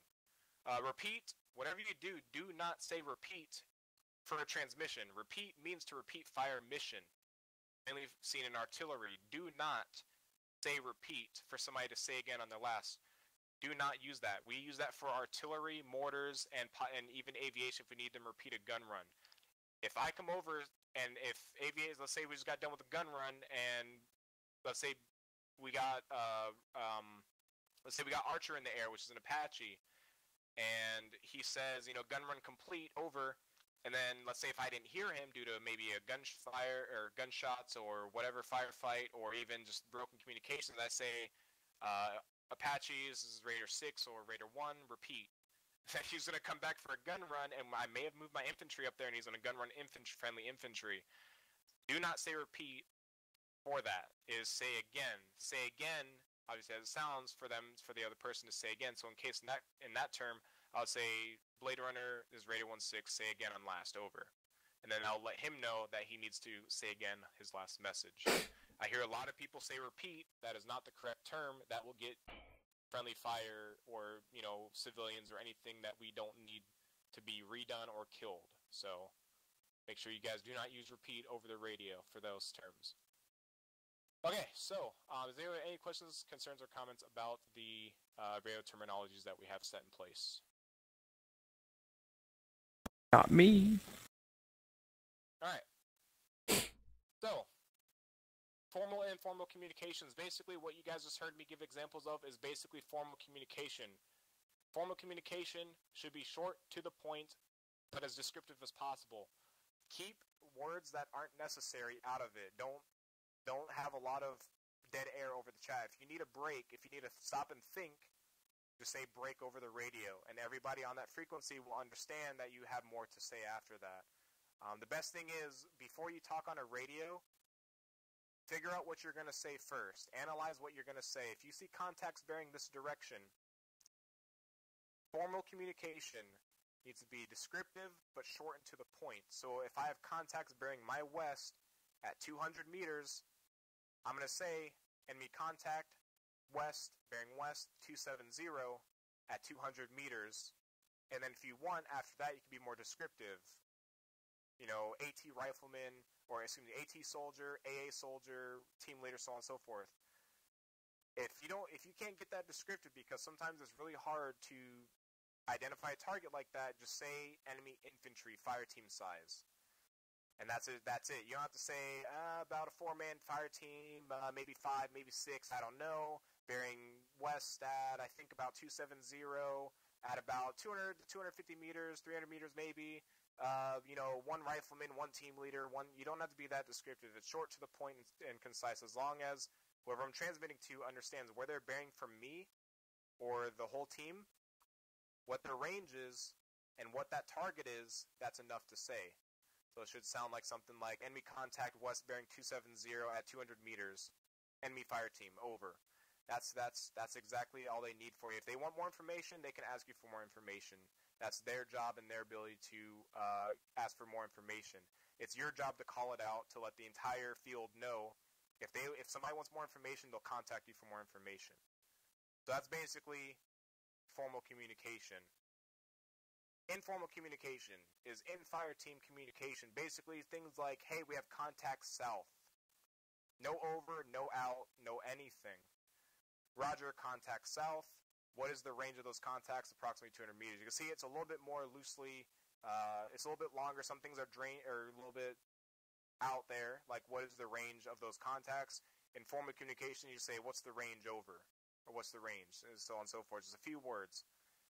Informal, again, is in-house, fire team, in-house, like, I don't know, inside of a tank, aviation, so on and so forth. That's when you really use informal communications. You don't have to use over, you don't have to use out, you don't have to use say again, you don't have to use any of that. It's just things that aren't really necessarily needed on a fire team net radio. So that's basically that. So another thing is also always note that for those of you that are confused with radio communications, it's always, hey you, this is me, this is what I have to say. So hey you, Blade Runner 1, this is me, Raider 6, message over, or this is what I have to say. That's basically how it's going to go all the way through formal communications. So if, let's say, again, BH is the pilot, he's been in aviation before, he knows this, he'll say, once I'm done with my transmission, again, like you guys heard earlier, Raider 6, this is Blade Runner 1, Roger, over. Or, you know, he'll say his message. So, hey you, this is me, this is what I have to say. Hey you, this is me, this is what I have to say. And it just goes back and forth with formal communications. And that's pretty much it for the radio communications and basically TFAR. Does anybody have any questions concerning TFAR, ACE, anything that we just covered in this class? So everybody's good to go. So by about maybe next week, everybody will be good with radios. I mean, I'll expect you guys to be pros at this. I mean, of course, it's going to take time for those that are new to this. So as long as everybody understands the basics, which is what we went over here, you should be fine in operations and main operations. If you guys need to, again, after this, since I know this is like the most complicated part of the BCT that you guys will ever encounter in this BCT, apart from maybe bounding, this stuff will be on a document for you guys. So don't worry, we're not going to leave you guys with just memory from here. We'll give you guys a document to help guide you guys through, to refresh you guys on what you guys covered. So nobody has any questions, concerns, or comments? Nope. Nothing? Alright, Nothing. cool. So, Does anybody need a break? Yes, I do. Alright, if anybody needs a break, lay down prone, notify that you're AFK, and then once you're back, stand up. We'll take a quick 2-minute, about 1 minute, 2-minute break. And then I'll get us all teleported. Microphone muted. Say again? Did we lose Rob? I think so. His buddies probably invaded his room again. But anyways, just so you guys know, next one is going to be operational loadouts. We're going to be covering weapons that we use, gear and equipment that we're going to be using, so that way nobody breaks SOP, of course. All this stuff is in documents for you guys, which should have been read by now for most of you guys. So if you guys haven't read it, for operational loadouts, it's best to read over the SOPs and all of that. So it's nice to get that out of the way. Anyways, we'll be going to them, so I'm going to teleport us to the next classroom, so if everybody will please stay still while I teleport us all out individually. Go ahead and get us out there.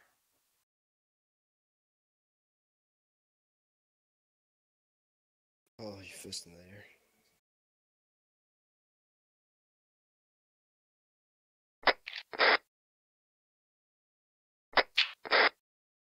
And also, by the way, if you guys want, you guys could drop one of your radios. They're not really going to be necessarily needed for the next task. So if you guys want to drop your radios, feel free to do so. Crates are full. I'm not gonna go back in. Okay, that's alright.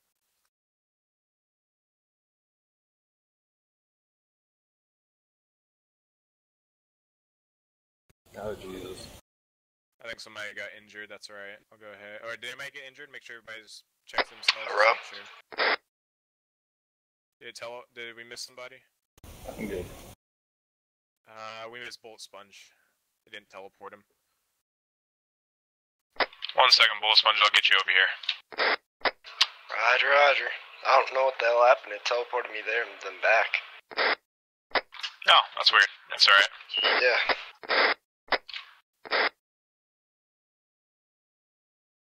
Alright, there you go. Hey. Alright, so if everybody comes over here. You're still on this screen. Pretty weapons. There we go. Alright, make sure nobody grabs these weapons, just leave them alone, and we're covering all these weapons here. And some other things. Mark 18s are cool. Yep. I love the way they look. Wish I had one.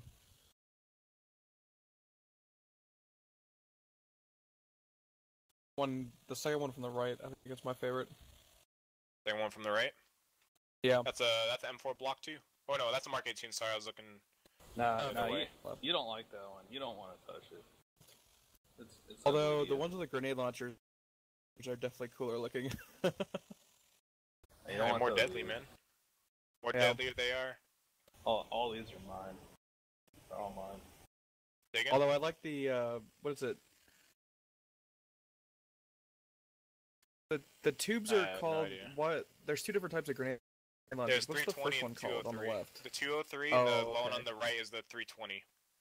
These are the older 203s, and these are the newer 320s that are just as fucking broken as the 203, so I don't know why they fucking went with them. They're cool. I kind of like the foregrip on that one that's folded out. Yeah, the second one from the right.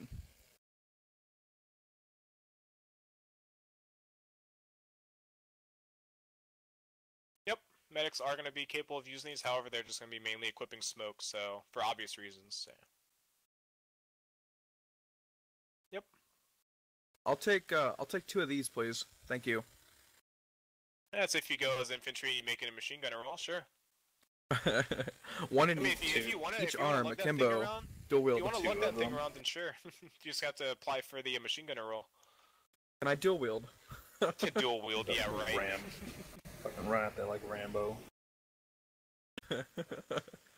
You think you John Rambo? M60s, Jesus Christ. So these are the only weapons that are allowed to be used, then? What was that? These are the only weapons that are allowed to be used? Yeah, pretty much. Of course, there will be other exceptions depending on your role, but these are just the basics here that you see. These are just like the basic ones. These are from RHS, right? That is correct. Of course, you can use vanilla pistols. Vanilla pistols are allowed as long as they fall within the certain caliber SOP. So basically 9mm, 45 Okay. ACP, and that's pretty much it. So Technically, the it just the is revolver 1911 is 45 pretty. no, not a revolver. No revolvers. Hey, it shows up.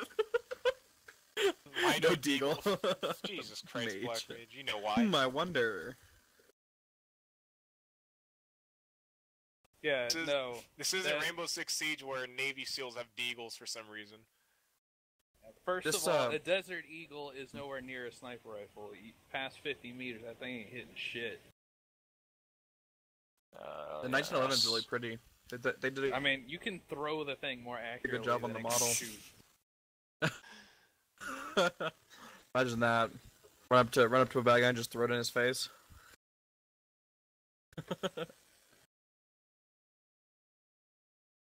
I think they did in Massey's pack. I think there was actually a Desert Eagle. I think. I quit. There's a. If you're gonna use a deagle, use the one from KA weapons pack, because it is. I think they. Yeah, do. it's one of the most. I think they do. I think we need NI arms. Was it then? What? It's one of their older packs. Bullet. Nah, we don't need that. Let me The see if image doors in the are locked in arsenal. this one. Are they locked? Yep, they're locked. I don't know why they're locked. What the hell? Yeah, Like on the. tried to I'm use back. some of them, they didn't work. Microphone activated. I'm back. Alright, let's all get around in the first cubicle, guys.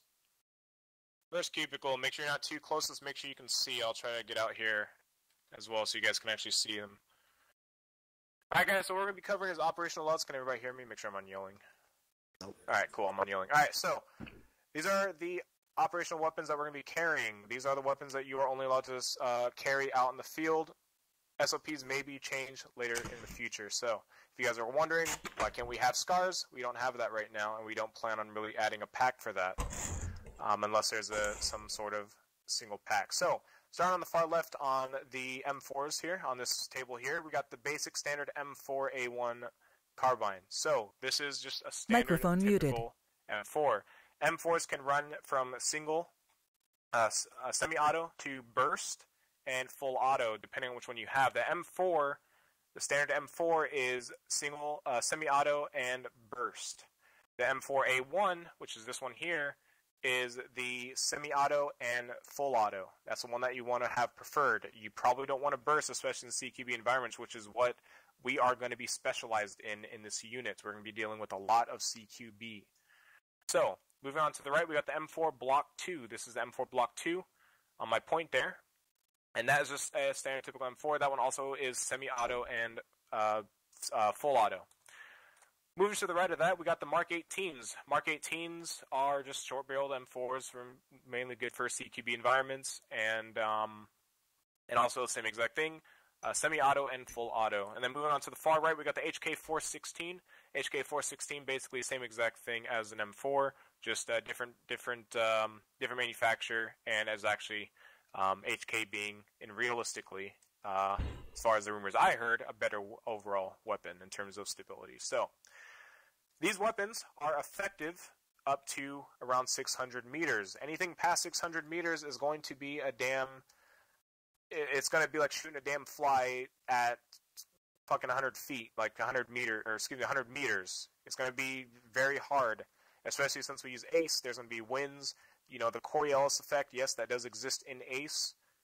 However, of course, at only 600 meters, it doesn't fully apply. I think it only applies at about 1,000 meters and plus when the Coriolis effect takes in. So, the effective range for these, again, 600 meters.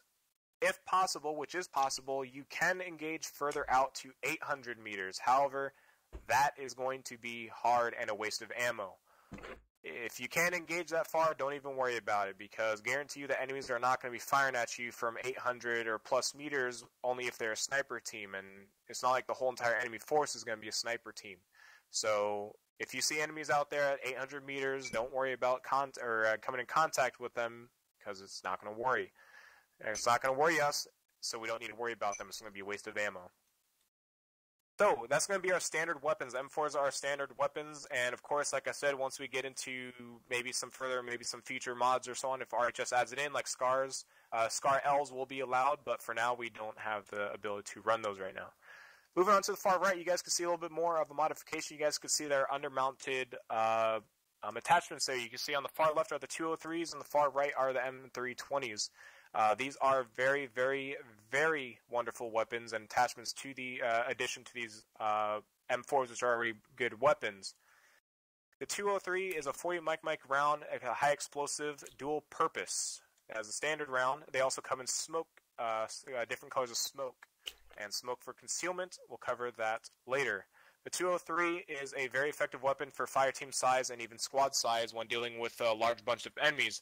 They can also help you if there's an enemy behind cover and if you need to somehow get rid of that enemy with an indirect fire round. So you can pop this 203 over a rock or around a corner and the shrapnel will get him. And just so you guys know, which we'll see later in the ranges, the 203 and any explosive rounds, they provide a lot of shrapnel. They shoot out a bunch of shrapnel. So that target's either going to be injured or he's going to be dead depending on how far away from the explosion he is. So 203s and 320s, or in general 40 mic rounds, are very effective, and those will be mainly for the grenadiers in the unit. However, if you are in a team lead role or any specific role that's not a grenadier, depending on your team lead or mainly squad lead, you may be able to carry an extra 203 or 320, even as a rifleman, depending on what the squad leader or team leader states, or what the mission statement is for that. However, it's not full on SOP, but it can be if it is overridden by a higher person in command. So that is basically those. Standard M4s, of course, like I said, these are going to be our main operating weapons for official operations, mini operations, so on and so forth. Is there any questions about these rifles at all? Alright, moving on. So let's move on to the next cubicle here. This is going to be the machine gun, automatic rifles and machine guns. These are going to be our standard automatic rifles and machine guns. So we're going to start from left again, we're going to go right. So here on this table we have multiple variants of M249s. Any M249 variant you're able to run. This is only 3 variants out of, I think there's 4 or 5 variants of these M249s. This is a very effective weapon. This is not a shoot-to-kill weapon like an M4. You can point fire with the 249, but the reason, if you're assigned a 249, your main purpose and soul is to suppress. You are not sitting there using it like a rifle and semi-auto, even though this thing doesn't have semi-auto. You can still obviously do little burst fire, but that is not what your point is. If you're carrying this around, your team lead or your squad lead is expecting you to lay down a lot of rounds. Each belt, you can have 100 to 200 round belts in these things fed. And you're not going to sit here and hold the trigger down either. That's exactly what the rifle ranges are for, so we're going to be going over that later. So this is a typical, so 249 takes 5.56, same as the M4, and that's why it's super helpful, because if the 249 gunner runs out of ammo, you can actually stick a Stanag mag in one of these, in the 249. And you can actually share magazines with riflemen. So it's actually pretty nice to have same caliber weapon with you. And this is a typical fire team weapon. We will not be handing out what you guys see over there. That is not what we're going to be handing out to every single AR or typically every machine gunner. And I'll go over that in a bit. So, 249, basic squad or fire team machine or AR weapon. Doesn't have any special attachments such as an undermount 203, however it does have a bipod. Well, some variants have bipods, some have vertical grips, and also you can also obviously put sights and other attachments on it. Do you have any questions about the 249 rifle or automatic rifle? Okay, moving on to the one over on the far right table. That's going to be the M240. I think that version is the Bravo version I put down right there. There's also a Golf version. However, they are pretty much the same exact weapon. That is a 7.62 belt-fed M240. That thing can do a lot of damage, and the reason why we're not going to be giving out to every single AR is because of, one, the round consumption of that thing is, of course, we have people running 5.56. If we have a person running the 7.62, there's no way to share ammo, and plus lugging that thing around is gonna be tiring. Obviously, realism purposes, in real life, you're not gonna lug that thing around everywhere with you. It's gonna be heavy, and it's gonna cost a lot. So the team that will be using that is going to be a support by fire team. There will be at least 2 of those in that team. It'll mainly be put up on very high support locations near the front lines. and put in some very covered positions. So that is what that's for, and that thing will deal a lot of damage, and it does a lot. And it's also the same exact thing as a 240, or excuse me, 249. It's suppressive, but it's also very effective. It can rip through things that the 249 cannot due to its higher caliber. Also comes equipped with the default bipod, which is recommended to mount that thing on because it has a lot of recoil, being 7.62 full auto. And I believe that has a 100 to 150 round belts, also 50 round starter belts. So if we're doing like a patrol, usually what you'll see is a starter belt with about 50 rounds. And then you'll switch to 150 User in your channel 100. timed out. Questions, concerns, or comments about the 240 and 249 together? Alright, moving on to the last cubicle off to the far right over there. We're going to be going over pistols. So these are the pistols that are able to be used in operations. So on the far left, you got your Glock. That's perfectly fine. Glock 17 is perfectly fine. That is SOP. You got the M9 Beretta, and then you got on the far right, you got your 1911. Just because you see these weapons here does not mean the vanilla weapons are completely banned. However, the revolvers, anything ridiculous, starter pistols, anything of that sort, is not allowed. Anything that is 9mm 45 ACP and follows within the SOP is not allowed. So again, the Rhino or whatever, any revolver, sort of rifle, deagle equivalents, things like that, not allowed. However, there is also a 320 handheld that takes the pistol slot. That is allowed. However, you are most likely going to be a grenadier, or you are going to be specifically given orders to to handle that weapon. I think it's just DC. Yeah, just DC'd. Flipper, go AFK again. I guess he went AFK. Alright, so any questions about the pistols or any rifles that we went over before we get into our loadouts?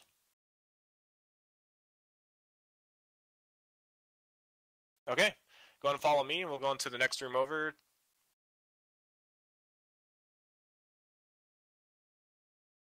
Alright, so this is Arsenal crate. Nobody's going to be in the Arsenal crate, so do not enter the Arsenal crate. I'm going to show you guys User what joined the your channel. operational loadout is going to look like.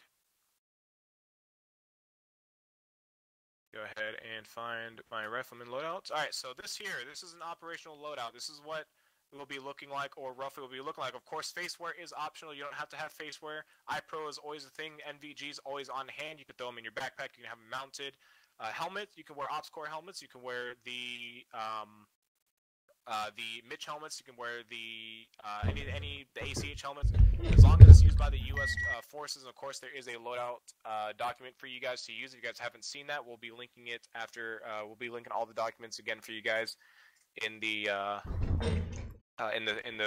after this BCT.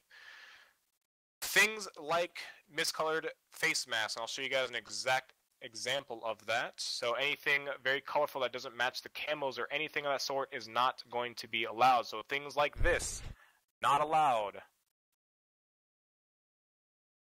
Also things like, find another good example here. So things like white. If you see that I have a white face mask, we are not in a winter environment. Again, depending on the environment that we are in, that is what you're going to be judged on using.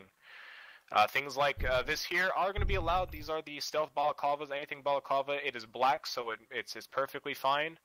It is the default Apex one. Things like this here, though, with this weird green camo, not allowed. Things like this, that doesn't match camo in our environment. Of course, if we are in a jungle environment, this will be allowed, however.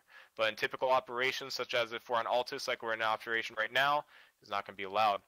This is a Russian mask here. We do not wear Russian equipment. These are balaclavas. If you guys go into the arsenal, you guys don't have to right now, but when on your own time, you guys will see red little squares with the little emblem inside, a little white emblem. That means that that is Russian use. That is not the U.S. forces use.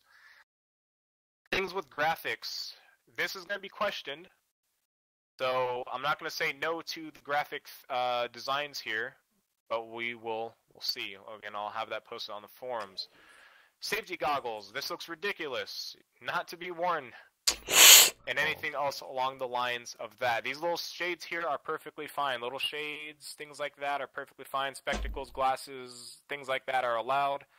Anything ridiculous, obviously not allowed. So, does that clear up for everything? And also, Helmets. Again, make sure your helmets match your camo. Marine camo. We are not Marines. We are not Navy. AOR is not our camo. Either you wear multicam, full green, and in night operations you are allowed to wear black, like what I'm wearing now in night operations. And of course, coyote and all that stuff. Marine other camo patterns like this here. This is a Marine camo pattern, or also Navy. This is AOR 1. Not allowed. AOR 2. Not allowed. We are not Navy. We're not Marines. We are Army. We use multicam and other solid colors such as this cover here, all green, or Ranger green in this case, or OD, those would be called. Russian equipment, obviously not allowed. Russian, green things, red squares, green squares, not allowed. Blue squares only. Things like these, not allowed. Looks ridiculous, not SOP. Fedoras, not allowed. Bandages, not allowed. Or head bandages like that, not allowed. Headset like this, not allowed, so on and so forth down the line. Anything that does not apply to your loadout operational, or your operational loadouts, not allowed. Pink HGU visors, things like that, not allowed.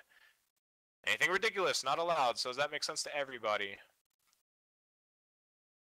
Alright, so uniforms. We use the G3 RHS uniforms. We do not use this.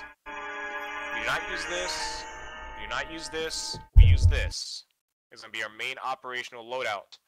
We do not use anything else. There are maybe times when we use the M81s. That is not completely banned.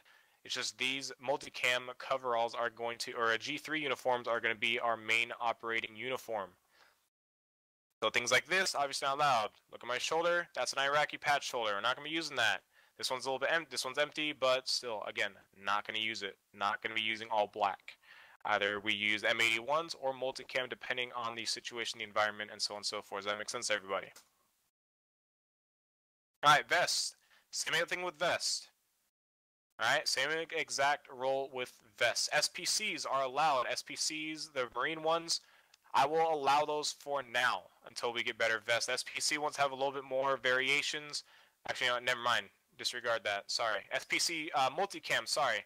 Forgot about these ones. The SPC multicams, I don't know if you guys ever seen these. These are, they're kind of new to RHS. About 2 or 3 updates ago. So, these vests are allowed. The SPC UCP, obviously, this is not the camo we use. This is not a camo, or this is not our camo. This is a terrible camo. We do not use UCPs. You use the multicam. You also have the MBAV vest. The MBAV vest will be allowed here. So we got the RHS MBAV vest. These ones are also allowed. This is one I was talking about because it has the same color as USMC. These ones are allowed, the MBAV. That's what I'm wearing right now. And then we got the IOTVs. IOTV vests will be allowed as well. Anything other than that, apart from vanilla equipment, will not be allowed. So RHS, AFRF for the Russian, Project Op Force, so on and so forth. The vanilla vest here, like the see if I can find them here for you guys. You guys probably already know. It's just those ones aren't gonna be allowed. So the normal combat vests, and I cannot find them on my list, so I'm not gonna worry about it. But you guys should understand what I'm talking about. All right, backpacks. You guys can carry carryall, so vanilla carryalls as long as it matches the camo. So here, this coyote one will be perfect for multicam in most environments. And I think they have a multicam one as well.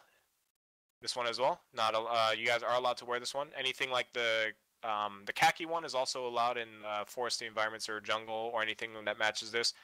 CSAT camo not allowed, and this camo, the Pacific CSAT not allowed. This one? This one's Apex. Yeah, okay, there you go. You see it now? Alright. These backpacks are all allowed.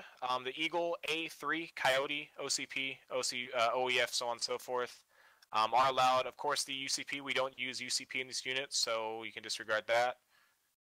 The Falcon 2, Coyote, MC, and RGR are allowed, depending on the terrain that we're in. And then moving along, of course, kit bags are allowed, so these type of bags are allowed, vanilla kit bags.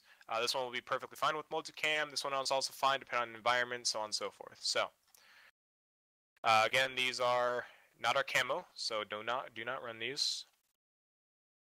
Other than that, does anybody have any other questions and concerns about loadouts? Okay, so what I have here, these weapons here, these are basically gun or weapon bags or tripod bags, M2 bags, so on and so forth. These do not carry a capacity. They don't have a capacity because they already have, they're, you know, specifically meant for carrying a certain weapon inside. So these are not required unless you are a weapons team and you are cleared to carry these. So you'll not be carrying these type of bags at all. These little messenger bags, not going to wear these. Obviously, not SOP. Not going to be wearing them. Backpack radios, only necessary when you're required to carry one. Again, same exact scheme. Multicam, things like that. This one only allowed during certain environments, but again, match camo. So mainly multicam is going to be the only one allowed. They have RHS color there, and then black and so on and so forth. Other than that, User I'm in your channel not going timed to go out. through anything else really, because that's basically all the backpacks that we'll be using. Again, last call. Does anybody have any questions, concerns, comments about the gear? Once, twice. User entered your channel. Right. So let me go and get my loadout back here, and that's pretty much it for operational loadouts. That's going to be it. I'm going to have a document for you guys at the end of BCT here. I'm probably going to get us all the way up to white phase, and I'll end it off there unless you guys are willing to go through for another few minutes and so on here. We're going to get the formations. We're going to do formations, which we'll probably get through really quick, and then we're going to be going on to vehicle dismounts, and we'll move on to white phase. That should only take about maybe 20 to 30 minutes max here. If anybody wants to stay extra, if anybody needs to leave early, again, just type in chat. You need to leave early. I'll keep note of it.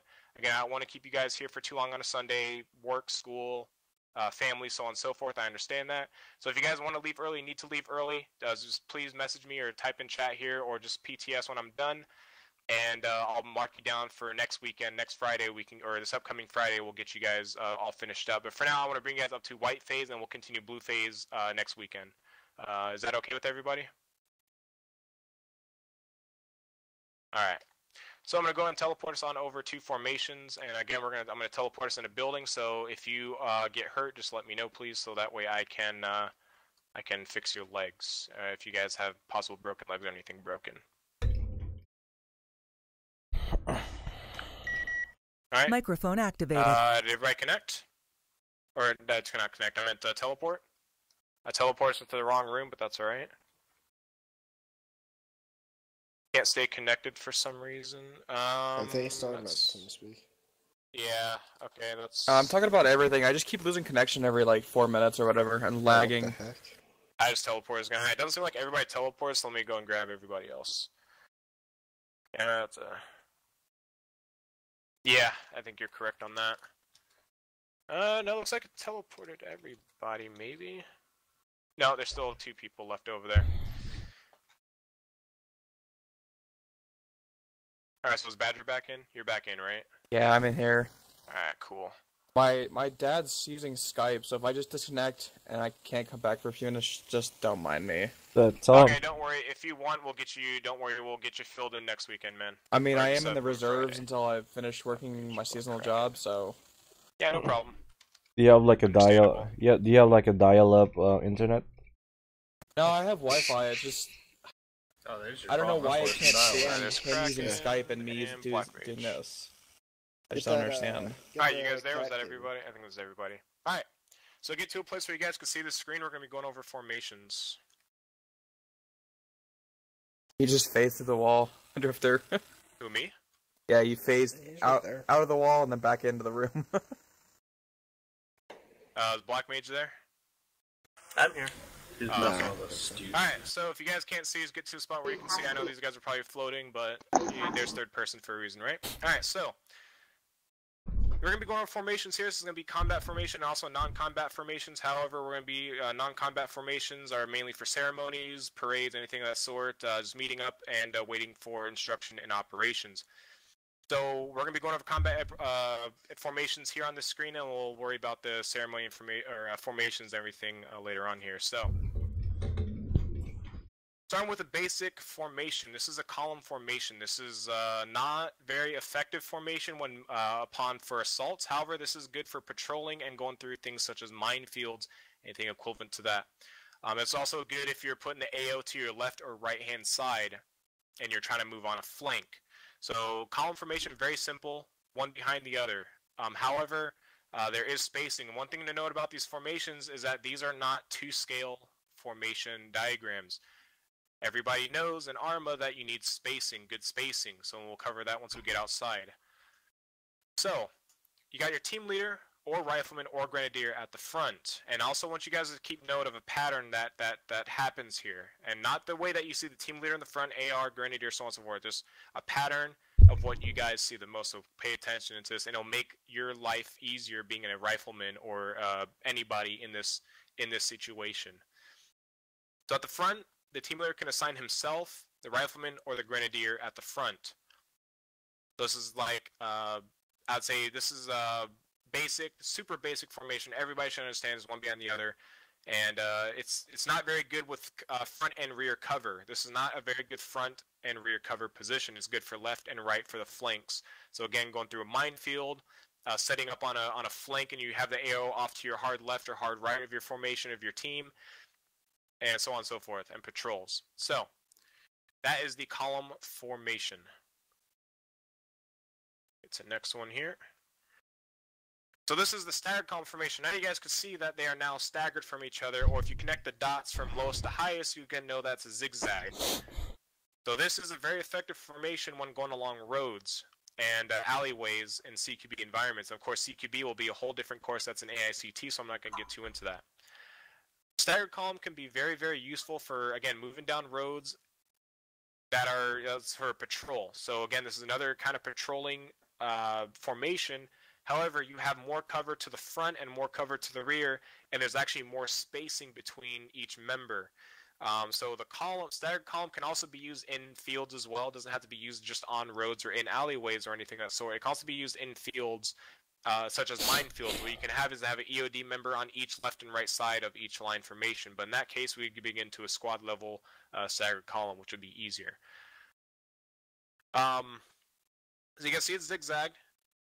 And it's super simple. Of course, every person has their own sectors. It's not displayed on this. We'll go outside and I'll show you guys the coverage points here. Of course, we're not going to show it here. But staggered column, another super easy formation. Not that hard. Very understandable. Very easy. So that is the staggered column. We'll go and move on to the next one here, which is going to be one of the most common formations you guys will see during assaults and so on. This is the line formation, not to be mixed up with the column formation. This is line formation. Line formations you do not move in. The only movement you'll be doing in is necessarily a bounding, and bounding we'll get into later. So a line formation, you don't move forward. You don't have the whole fire team move forward in a line formation, and we'll get into the next formation as to why to do that. The line formation is a very strong forward defensive or offensive formation.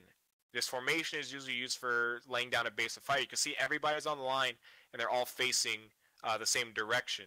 As for every formation here, face the same direction, but for once we get outside, it's going to be the same exact way you see here. So this is going to be what support teams are going to be seeing a lot. So if you're assigned to a support team, or if you look at support teams in the future, you'll see that they'll almost always be on line formations for about, I'd say, 70 to 80% of the op, because they're support by fire. So they're going to have all their guns facing towards a certain direction. This is a very, very, very good offensive formation. It can also be used as defensive as well. However, you do not move your whole fire team into a line formation, and the next reason why is because the next formation is going to change that. So take note of the way that they're laid out here, and if I go to the next one, you'll see how the next one's laid out. So if you look here, it's not a line anymore. This is known as a wedge formation, not to be mistaken with a V. A V is actually a reversed wedge formation. So a V is basically take all their positions, take all the four teams. Let's go for the left one here. So on left side, take all four team members, keep them in the same position, but rotate them individually 180 facing the bottom of the board. That's a V formation. That is known for ambushes, forward progressing ambushes, so moving into a target zone to create a U-shaped ambush, or in this case, a V-shaped ambush. We don't necessarily use that too much because we're mainly going to be on the offensive in most of our operations, but however, it can also be used. But wedge formation, you guys saw the line formation. Look at the layout, how everybody is. There's basically just a line formation, but now they're bowed outward into like an arrowhead, or in this case, a wedge. You want to call it a wedge, not an arrowhead. So, like I said, if I go back to line formation, you guys will see that the wedge formation, or the line formation, is a flattened out wedge formation. Pretty simple, straightforward. Now, you guys see two different versions here. You see the left and the right. One's what we call, the main terminology you'll hear is weak side left and weak side right. Does anybody know which side is the weak side here? Just random guess. For those of you that have been in a unit before or have been in the first RB and know this, don't answer. Okay. Because I already know you guys don't know that. Does anybody know which side the weak side? Okay, so which one is weak side right? Which one do you guys think is weak side right? Is the one with the AR. They both have ARs, though. I mean, the weak side right is the one on the left. Oh no, right. Yeah, I think it's the one on the left. Alright, so the wedge weak side right is the one on the right, so it's going to be that one there. The reason why it's called the weak side right is because if you look at the formation, there's only one man over there. But one thing, if you could see, it's the AR. Why do we put the AR there? Because he has the most, he has the biggest gun in the fire team, apart from the 203. But why isn't the 203 over there? Because the AR, if he's on the weak side and you get fired on from the weak side, he has 200 rounds to just put in that general direction for the rest of the fire team to get in a line formation or any formation or get to cover. So if he's over there by himself, he has the most firepower to lay down suppressive until his team can get on a line with him and then help lay down fire. That's the reason why he's on the weak side, and he's going to be on the weak side at all times. Now, there may be people that are probably in the military that may know it as a overstacked left. So again, going on that one there, it can also be known as an overstacked left. The same exact thing. If somebody says wedge formation overstacked left, it's just a weak side right. It's just weak side right is just easier terminology. You know that the single man or one single man is over there. Now, what if we have 5 people on our team? We're basically going to call that an odd wedge because there's an odd amount of people in a fire team. And that means there's going to be 2 people on each side. If there's a weak side right, that doesn't mean there's 3 people on the left and 1 person on the right. You're going to balance it out. However, you're going to always put the AR on the weak side. The AR always goes on the weak side of a wedge formation. Always. Always, always, always. So the left one is a weak side left. It's pretty straightforward. Now again, you can see that the lead man, again, it could be a team leader, it could be a rifleman, it could be a grenadier. This formation is, we're going to see this formation a lot. Since we're operating as rangers, we're going to be very quick, very offensive, and very aggressive in our operations. This formation is going to be used a lot in our operations. It's a very good formation. It keeps a good 180-degree sector of cover, and it allows the best abilities for us to move up into a hostile zone rather than going up in a line formation, a staggered column, so on and so forth. So it's this formation you guys are going to see a lot. All right, and then moving on to the last one. This is 360. This is not to be called a diamond. Diamond is what the Marines call it. We call it 360 here. You guys can see it's just a 360, and also this is also known as the Marines. This is how Marines form their wedges sometimes. I think they actually do this most of the time. This is how Marines do their wedges. Army does it a bit different. Army does like what we just went through. This is known as 360 security. This is not a moving formation. This is specifically, as it says, 360 security. 360 security. Whenever you hear pull up 360, this is what it's referring to, or your team leader, your squad leader, whoever is referring to. Again, this is not a moving formation, and these points where these team leads are, where all these positions are, the AR, the rifleman, the grenadier, those are not exact points. They don't have to be in that direction. If you're taking fire from, let's say, where the team leader is, let's say the team leader wants to get the AR on that. So the team leader or the rifleman or the grenadier, whoever's at that point there, will switch spaces or switch spots with the AR so that the AR can get up there and lay down the best amount of fire. In that case, you probably want to form a line formation if a lot of the contact is coming from where the team leader, rifleman, or grenadier marker is coming from. If it's fire from all 360 from degrees, you want to put the AR on the side that has the most incoming fire.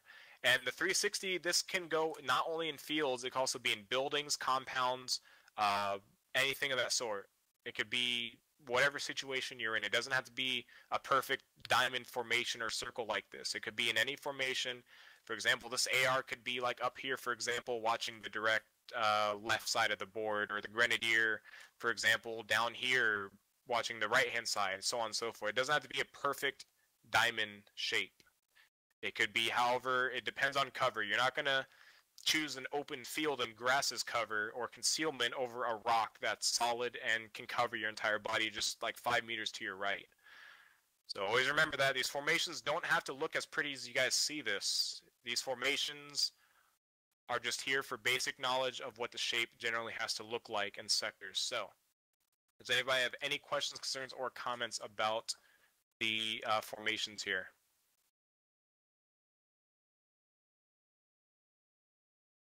Everybody understands? All right, cool. So, 360, also defensive, you don't move in a 360. That's what wedge is for. Wedge is going to be the main source of movement through hostile environments or into hostile environments. All right. So I'm going to teleport us all outside, and if everybody stands up, so that way I don't teleport, or it's not going to teleport if you're sitting, so everybody stand up if you're in a chair or whatever, and I'll teleport us all out of here. Hopefully it'll teleport everybody at once.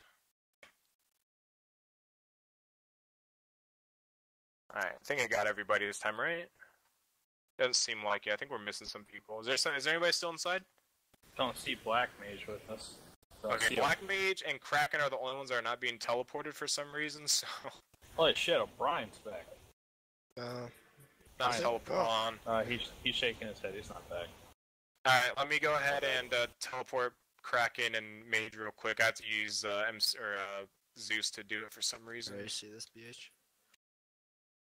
No, I didn't say it. Do that. Oh.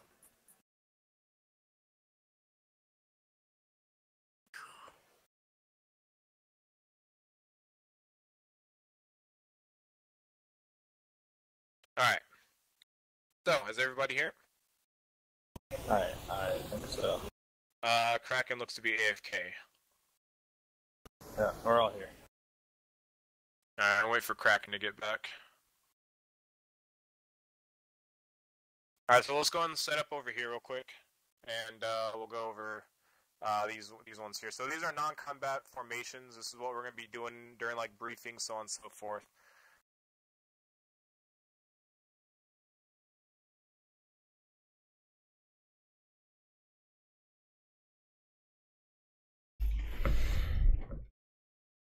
Alright, I guess I'll probably fill in Kraken some other time with this. Alright, so these are non-combative formations. These are formations that you'll see during ceremonies, during briefings, and so on and so forth. The front three people here being the squad lead, and then off to the left and right could be RTOs or medics off to the edges there. Of course, with us being a realism or a MILSIM unit, we like to look professional, stay professional, so we like to keep organization. If we have people running around with their heads chopped off in a briefing and people are streaming and recording, that's going to look pretty bad on us, and it's going to make us look unorganized and not professional. We don't want that. We don't want that look on us. And the people in the back are basically the fire teams and so on and so forth. The blue people. The people in the front here, the four people in the front here, are the team leads. So Alpha, Bravo, Charlie going from left to right. So this guy here would be Alpha. That would be Bravo. That would be Charlie, and that would be Delta. Of course, my things are going through the targets there, but oh well. So pretty basic, straightforward. So when you get in game, into operation, you get your loadout, you find your team lead, you follow that team lead. You don't just go running around base. Alright, we just gotta keep some discipline here. Can't have people wandering off, possibly breaking stuff around base and moving stuff around. You find your team lead, you get to your team lead. If your team lead's not on, go to the briefing area, sit down, and wait. So that's basically how we're treating this. If no fucking around in operation times. If you go around fucking around and breaking stuff in base and moving stuff, unless you're a sapper or a combat engineer and you're specifically told to do so. But other than that, find your team lead, stick with that team lead or your squad lead. If your team lead's not around, ask them what you need to do. Ask them if they need any help with anything. If not, then just they'll tell you what to do. Either go sit down and wait for a briefing, or go get a certain loadout, or go help out, so on and so forth with the vehicle, and so on and so forth. So, moving on over here to the west.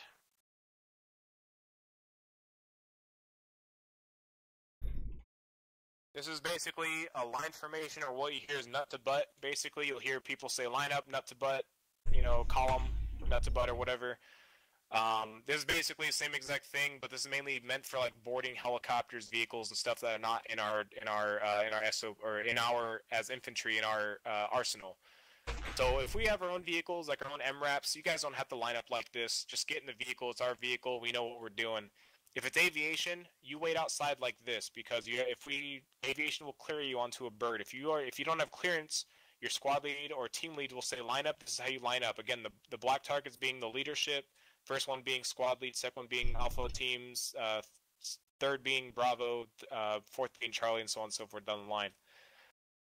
So this is usually what you use to mount up in Bradleys, armored personnel carriers. That is not within our arsenal. We're using detachments arsenals, aviation and armored, to mount up. And so because aviation might do in their checklist, and if we're sitting there inside their helicopter and doing briefs and stuff and unnecessary chat, it's going to mess them up, and they need to do their checks and so on.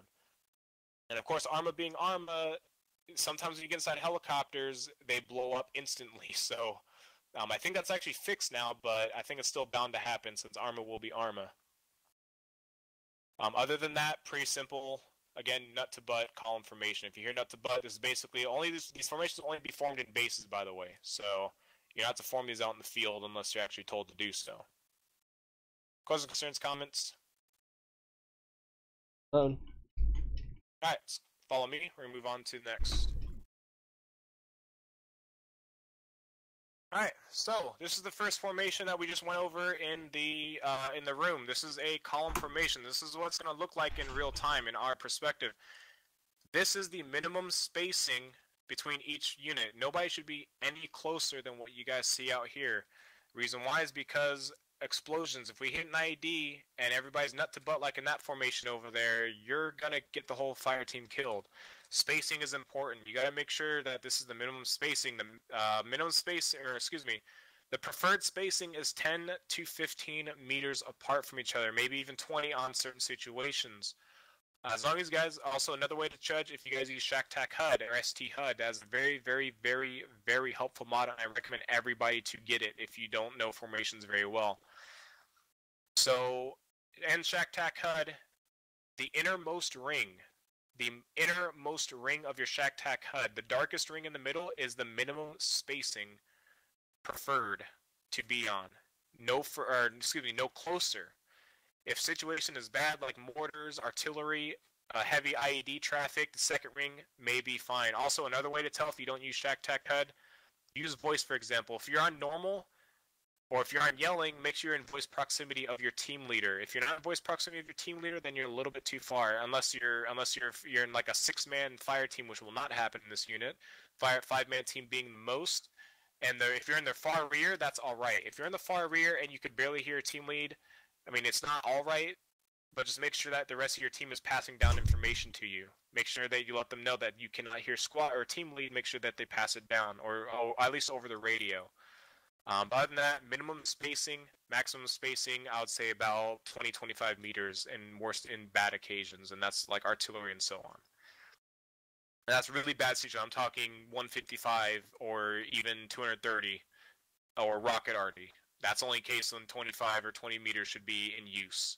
Other than that, 10 to 15. So, column formation, very simple, very straightforward, real time here. Does anybody have any questions, concerns, comments about the formation? Nope. Alright, let's move on to next. Oh my god, there we go. Alright, so this is a staggered confirmation. This is not necessarily real time. This is a little bit scrunched just because of the limited space that we have. So a little bit more spacing would probably be a little bit better in terms of just like moving them out towards those 2 points there. But just like the line formation or the image that column formation, spacing matters here. And imagine that there's possibly a road going down the center of these guys, or they're just in a field. Again, you can use this formation in a field as well. However, you're going to mainly be seeing this on roads and possibly even alleyways and CQB environments. So the same thing with this. it's a little bit more functional in terms of all-around security than the column formation. However, it's not the best because you only have 2 guys that can see towards the front rather than the whole fire team, or like what a wedge formation can provide.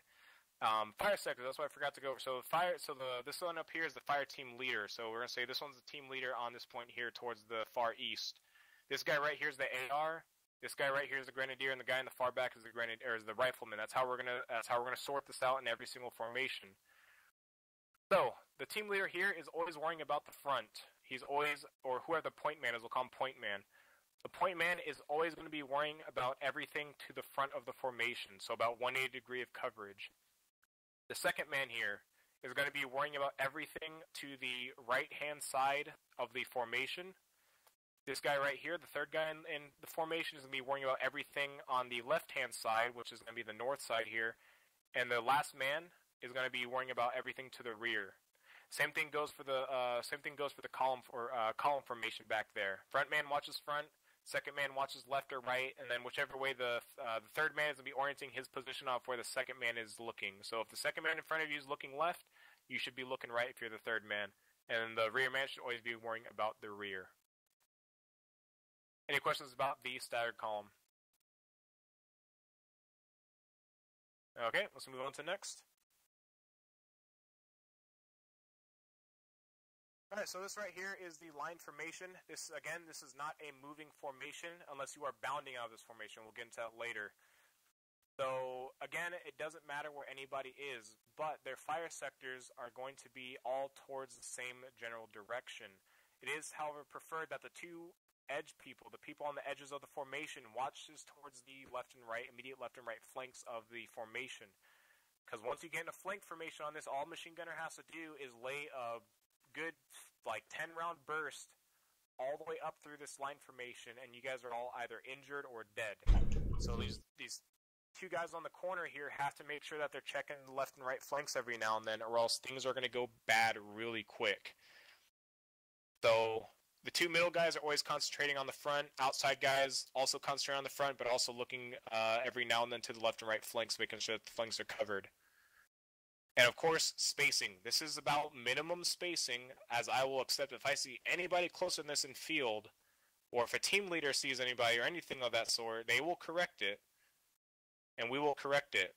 All of us will. Team leads, anybody. If you see this from a PV1, since you guys are coming through BCT now, if you see anybody doing this, don't be afraid to correct them. It's not a team leader's job to necessarily correct everything on field. Once you guys go through BC and complete, you guys can make these adjustments as well to new members as well. Even older members. Old members will do things that they shouldn't be doing, and they need a person to correct them. And that's perfectly fine. If there's a PFC correcting a specialist, that is perfectly fine. It's better than the PFC being quiet and not correcting them and possibly risking the entire fire team's, or half the fire team's manpower to be gone quick. Does that make sense? Any questions, concerns, or comments? Oop. Okay, moving on to the next. Okay, so this is the 360. If you're a Marine fanboy, you would call this a diamond or a wedge. Again, we do not follow Marine procedures or protocol or SOPs. We are Army. This is what we call 360. This is not a moving formation. This is a defensive formation, and a defensive formation only. As you can see, you got people on each end, and now all the targets are facing different ways. That's their fire sectors. You can see that there's a new addition to this formation, though. There's a person in the middle, and it's red. That could be a squad leader. That could be a medic. That could be a medic healing somebody, a downed person, injured person. It can also be a vehicle. It could be a helicopter or anything of that sort. Of course, if it's a helicopter, you're not going to have this much space, this little space, and you're going to spit out more. So this is 360 security. Now, one thing about this formation is, again, this is not a moving formation. However, you have to be careful for crossfire. And that's one of the things that we're going to go over at the rifleman, just crossfire and friendly fire, awareness, like firefight awareness. If you're here, so if this is you on this corner over here, and your battle buddy or your fire team member, you have another one directly behind you, and you're taking fire, have situational awareness. Be there for your team. if you're getting fired on and you know you're in a 360, look behind you. Make sure your buddy over there is not shot in the back of the head, or make sure you notify him that, hey, you know, there's crossfire from the, let's say what the compass bearing is, south. That way that guy on the other side of the formation knows that he's about to get shot in the back of the head, or he's deemed to possibly get shot in the back of the head. That's the only thing with this formation here that has a weakness. If there's somebody here getting shot at, that person on the opposite side is in risk of getting hit by crossfire, and that's bad, because everybody's looking their own sectors. You got to make sure that in these formations you're looking out for one another. These formations are here to save people in certain dire situations, and all these formations have different meanings, different purposes, and has a time and a place to use these formations. Does that make sense? Any questions, concerns, or comments? Okay, let's move on to the last formation.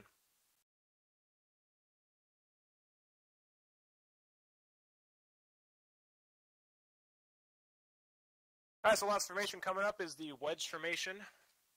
Again, not to be called the V, not to be called a arrowhead, a wedge.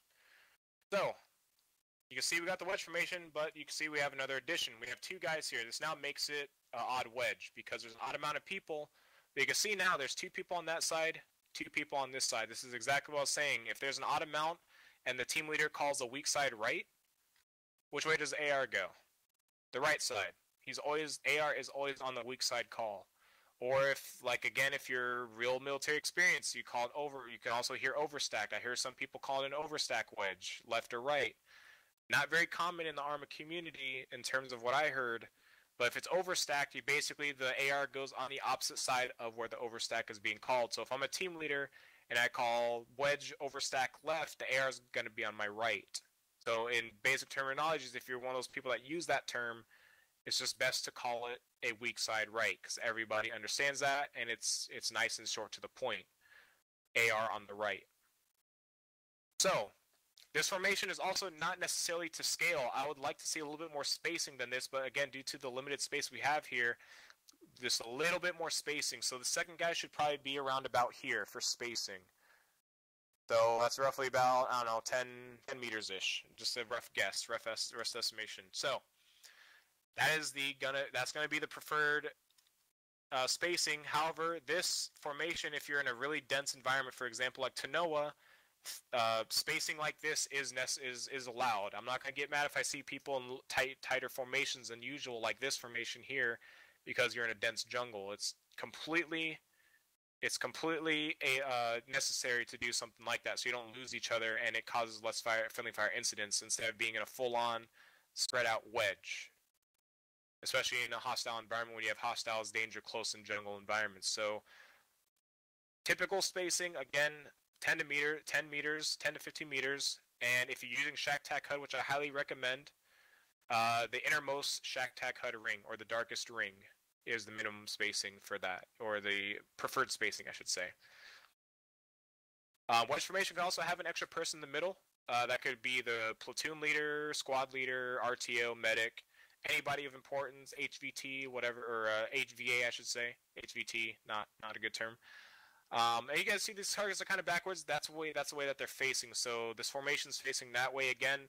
Flip these targets around facing that way in the same exact stance. They are basically in a V formation, but we are not going to be very big with the V formation. As one, it's a very hard formation to maneuver in, and two, we just don't really have a necessary use. So again, we're going to be aggressive. We're going to be to the point. We are Rangers. We are not going to sit here and try to plan, try to do a complicated formation in an ambush when we have another fire team with us and we can ambush that way. It's just the V formation is a little bit complicated, and it's a little bit hard to keep all your members intact as a fire team leader. Try this formation, and you will see exactly what I'm talking about in a jungle environment. It's much easier to do wedge formation, because in wedge formation, all you're doing is you're going off the point man. You're not going off two different point men here, and it makes the formation complicated. Questions, concerns, or comments before we move on? Okay, I'm going to teleport those. Does anybody need a break? Going once, twice, good? Alright, I'm going to teleport us all out here. Bye, Black Mage. I'm gonna go and make sure it teleports all of us this time because for some reason it doesn't teleport Kraken and Black Maze. Let me try this. Need to go in a bit? No problem, Badger. No problem. Okay, hopefully that teleported everybody. It looks like it did this time. Cool. Damn it, Black Maze is with us. Alright, so this is vehicle dismounts. Vehicle dismounts is very, very, very, very important. We are going to be dealing with a lot of vehicle dismounts, and that Blackhawk is broken. But anyways, everybody follow me. And we'll just stop right about here.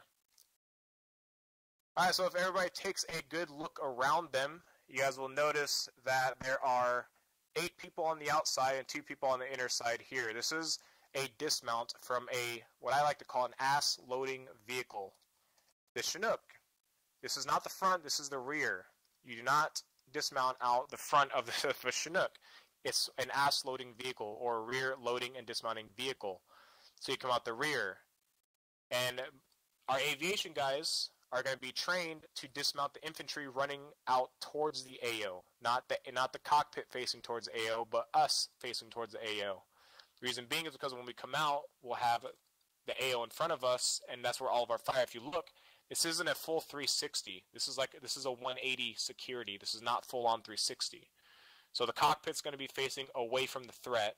Infantry is going to be looking towards the threat. And these 2 guys here in the middle is going to be the squad leader, platoon leader, RTO, and any of that sort. It's not just going to be 2 people. There could be more. There could be the whole command element dismounting here as well. The outside people obviously being the team. So usually what we'll do, and what we will always do actually, is we'll say Alpha team dismount left, Bravo team dismount right. And this is what it should look like. So Alpha team should be on the left, Bravo should be on the right. Splitting it obviously down the middle. 4 people on the left, 4 people on the right. If there's 5 people in one fire team, let's say Alpha, 5 people on the left, 4 people on the right. Doesn't change. Also, if you look at the Chinook at the front, you can also see those handy-dandy miniguns on the front. That is a no-go zone. You do not want to get in the trail of those zones, because if there are contacts at the front of Chinook, they'll deal with that. Those miniguns will deal with the target to the front. So you should not be, so like where they're standing over there, you should not be in that area. That is a no-go zone. You do not go near that. Also, another thing to keep in mind is the spacing. Look how far away these targets are from the helicopter. These vehicles are prime targets for explosives and enemy fire. This is what they want to take out. So anything, do not lay down here, or here, or here. That is way too close. The only people that should be this close to a helicopter, maybe even a little bit further in my opinion, are these 2 people or more people right here. That is it. Everybody else, fire teams, team leaders, should all be about minimum distance, these points here, from that helicopter. This is minimum distance from the helicopter. That is it. And of course, further will be described, or will be brought up in the briefing, and so on and so forth for the ops. So, never use this as cover. Never use it as any sort of cover, because it's going to probably be targeted by an RPG, or even AA, or even a jet. It could be targeted by anything. Does that make sense? Questions, concerns, or comments about the squad dismount from the Chinook? Can I just say one thing? Go for it. Did anybody else notice the description on the back of the helicopter? Like 3 years ago when it came out. Oh, okay. I've never seen these helicopters, so. Alright, let's go and move on to the next. That one's Kyo Chinook.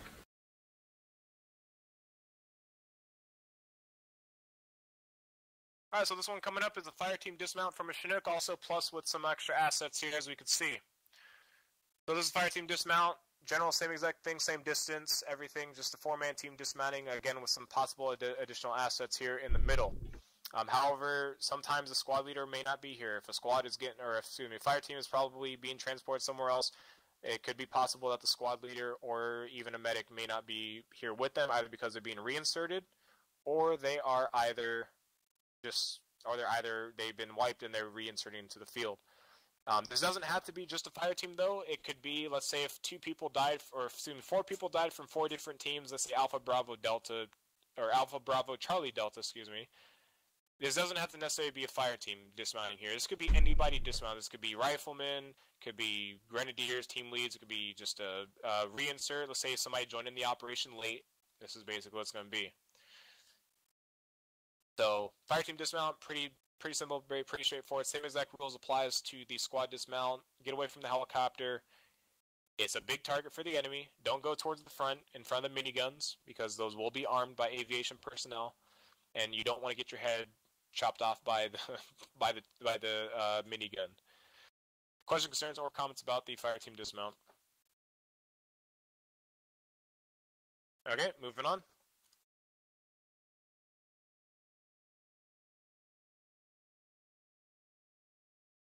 Okay, this one coming up is a squad loading. Basically, again, since we are organized and we're not just here to fuck around and look sloppy, we like to keep things nice and professional here. So just like the formation, the non-combat formation, this is basically what's going to look like loading into a rear loading vehicle, an ass loading vehicle. So these two guys here are going to be like the load master, squad, or excuse me, platoon leader, or maybe even more. There may be 6 guys lined up out here. There may be numerous. Again, when you're loading into helicopters, you get permission from the pilot and the aviation crew. You don't get permission from the platoon lead. You don't get permission from the load master. You get permission from the pilot or the co-pilot, whoever's available, from aviation that is in command of this bird. Mainly, you want to go to the pilot and the co-pilot, and they'll usually be out here probably with us too, or they're inside doing their checks or whatever.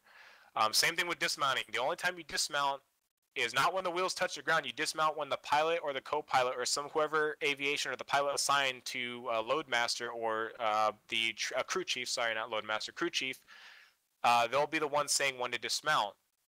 And then aviation leaders will say, infantry dismount. And then you dismount, and that's when you do the 360. So that's basically the basic loading, unloading, so on and so forth for the Chinook. Any questions, concerns, or comments? And we'll be done. This is the end of white phase here. Or excuse me, red phase, and we're going to begin the white phase after this. So if you guys need to jump out after this, that's perfectly fine. For those that want to stay and possibly get white phase done, just let me know if you guys are able to stick through, and we could do it. Questions, comments about the Chinook? None. Alright, so we're going to move on to next.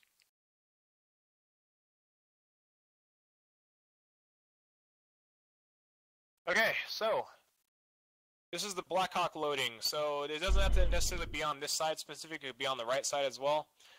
Again, so this is not a ass loading vehicle, this is a side loading vehicle by the doors.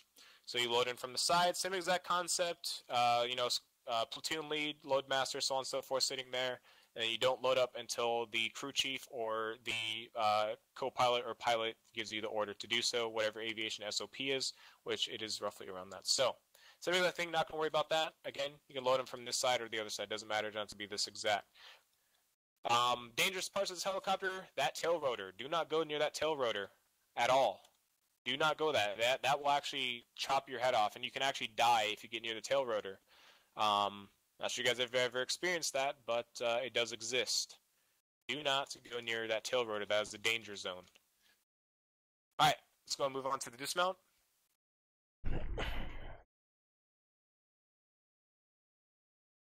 Alright, so if we go to the front here, we'll be able to see the whole thing.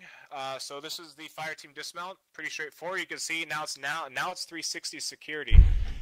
The reason why is because the Black Hawk does not have a specific area as to where they can load us. So again, like I said with the Chinook, they're going to be dismounting the infantry facing and running towards the AO outside the back. The Black Hawk cannot necessarily do that. It has side loading doors. So in this case, infantry will blow up 360. Now, the danger zones, do not run in front of the Black Hawk and do not run near the rear of the Black Hawk. Those are its dismounting points. When the Black Hawk takes off, it's probably going to pitch its nose forward. You don't want to be here because the blades will come low to the ground, or it could clip you in the head. The gear could clip you in the head, and knowing Ace and ArmA, you'll probably get armored and you'll probably get killed or knocked out. So if you dismount on the right-hand side and you're told to go to the left side, wait until the Black Hawk leaves the area, then make your move over. Do not run across the front because again, these miniguns could be firing. These miniguns could be going off to the direct front of the helicopter. Of course, these miniguns, they're not to be firing if we're landing, only if they need to. But aviation pilots should know that infantry does not cross the front of this helicopter. So if they need to fire to the 12 o'clock of the bird, they know that they'll be clear because infantry will not be running up here, or the rear as well. And then, of course, we have 2 parts on each side. Those are for, again, RTO, squad lead, or squad lead, platoon lead, so on and so forth. And anybody that came in that is a high value asset or a command role or any of that sort. All right, moving on to the broken helicopter. Hopefully it doesn't spaz out the ground. We'll go to the front again.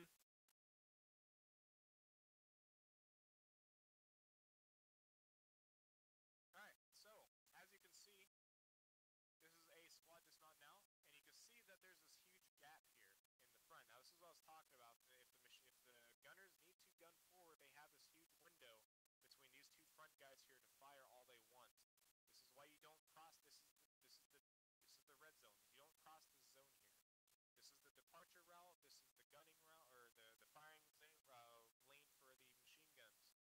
Do not go in this zone. Same thing with the rear. If you look at the rear.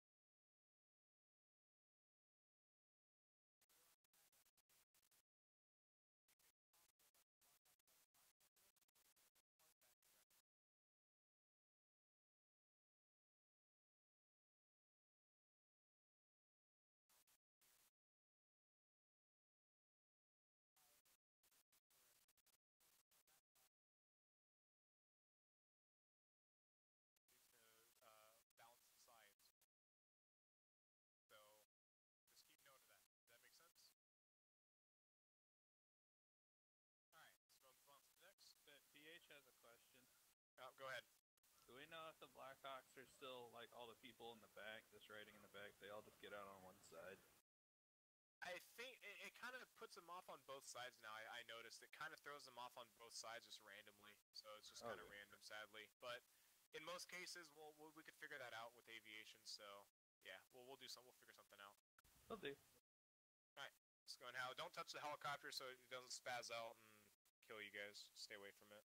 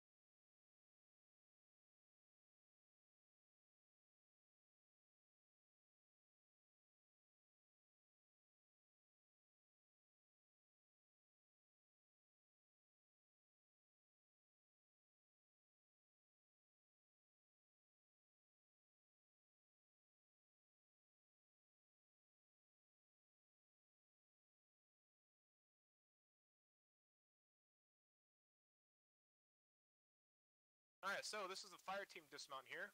So fire team dismount, pretty much same exact concept as the Blackhawk dismount again. fire team dismount, you have the 2 people on one side, 2 people on another, watching 360 security around the vehicle. And then if anything, you can also have maybe a 3-man dismount. A 3-man dismount will be a little bit weird. You basically have like a wedge formation. Think of like a 3-man wedge formation with a vehicle in the middle. That's basically what that would be. So you have 180-degree cover to the front of the vehicle, and you could shift that 360 or that 180 anywhere around the vehicle. You could shift the infantry around.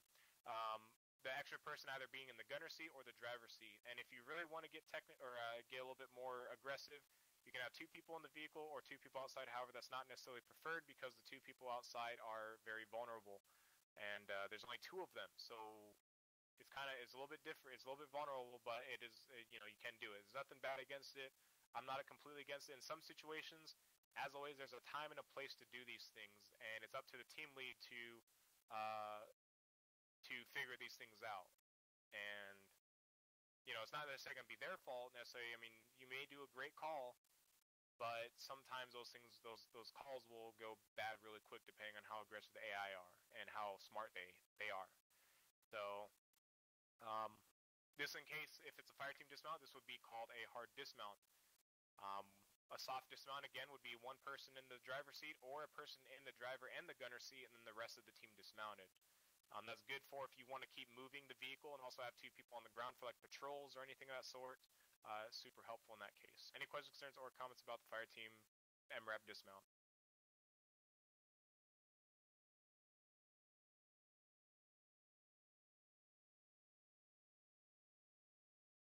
Alright, so let's go and move on to the next.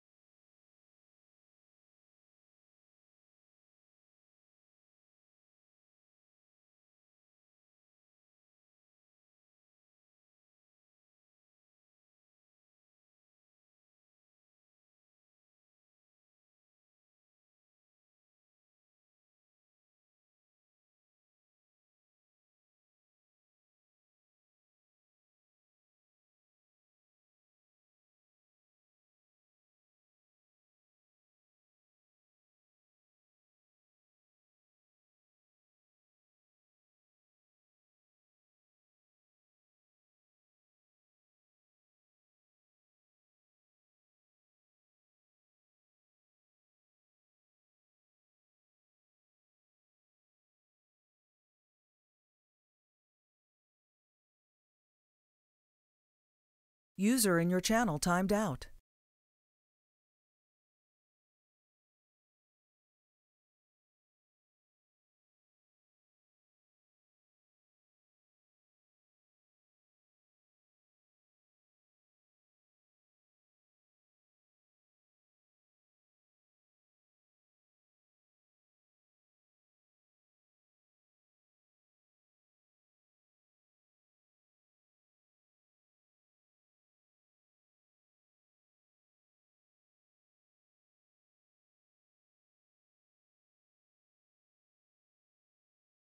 User entered your channel.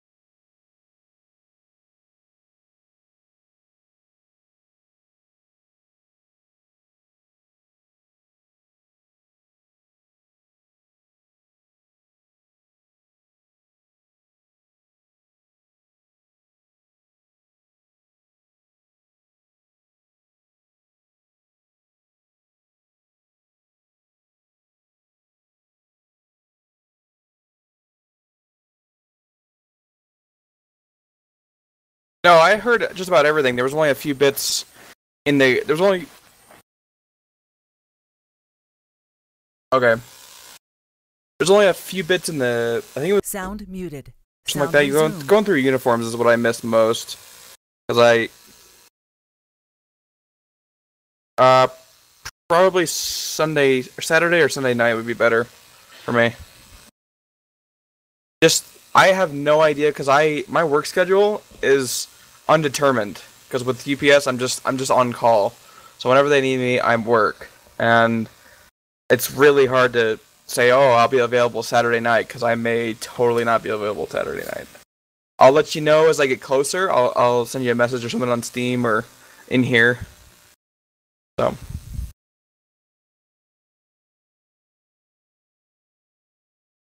Okay. Thank you.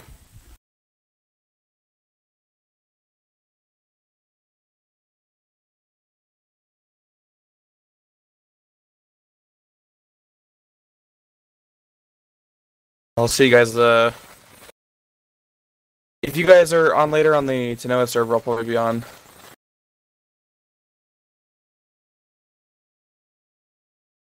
User left your channel.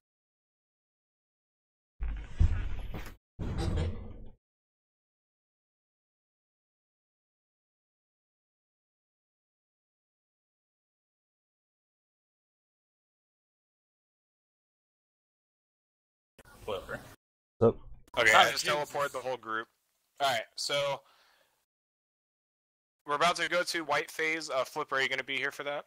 Or are you going to drop out? You could drop out if you want. I'll mark you down to that you completed blue phase. Or got through parts of blue phase. Okay. Yeah, I gotta go. In this red phase? Yeah, Flipper.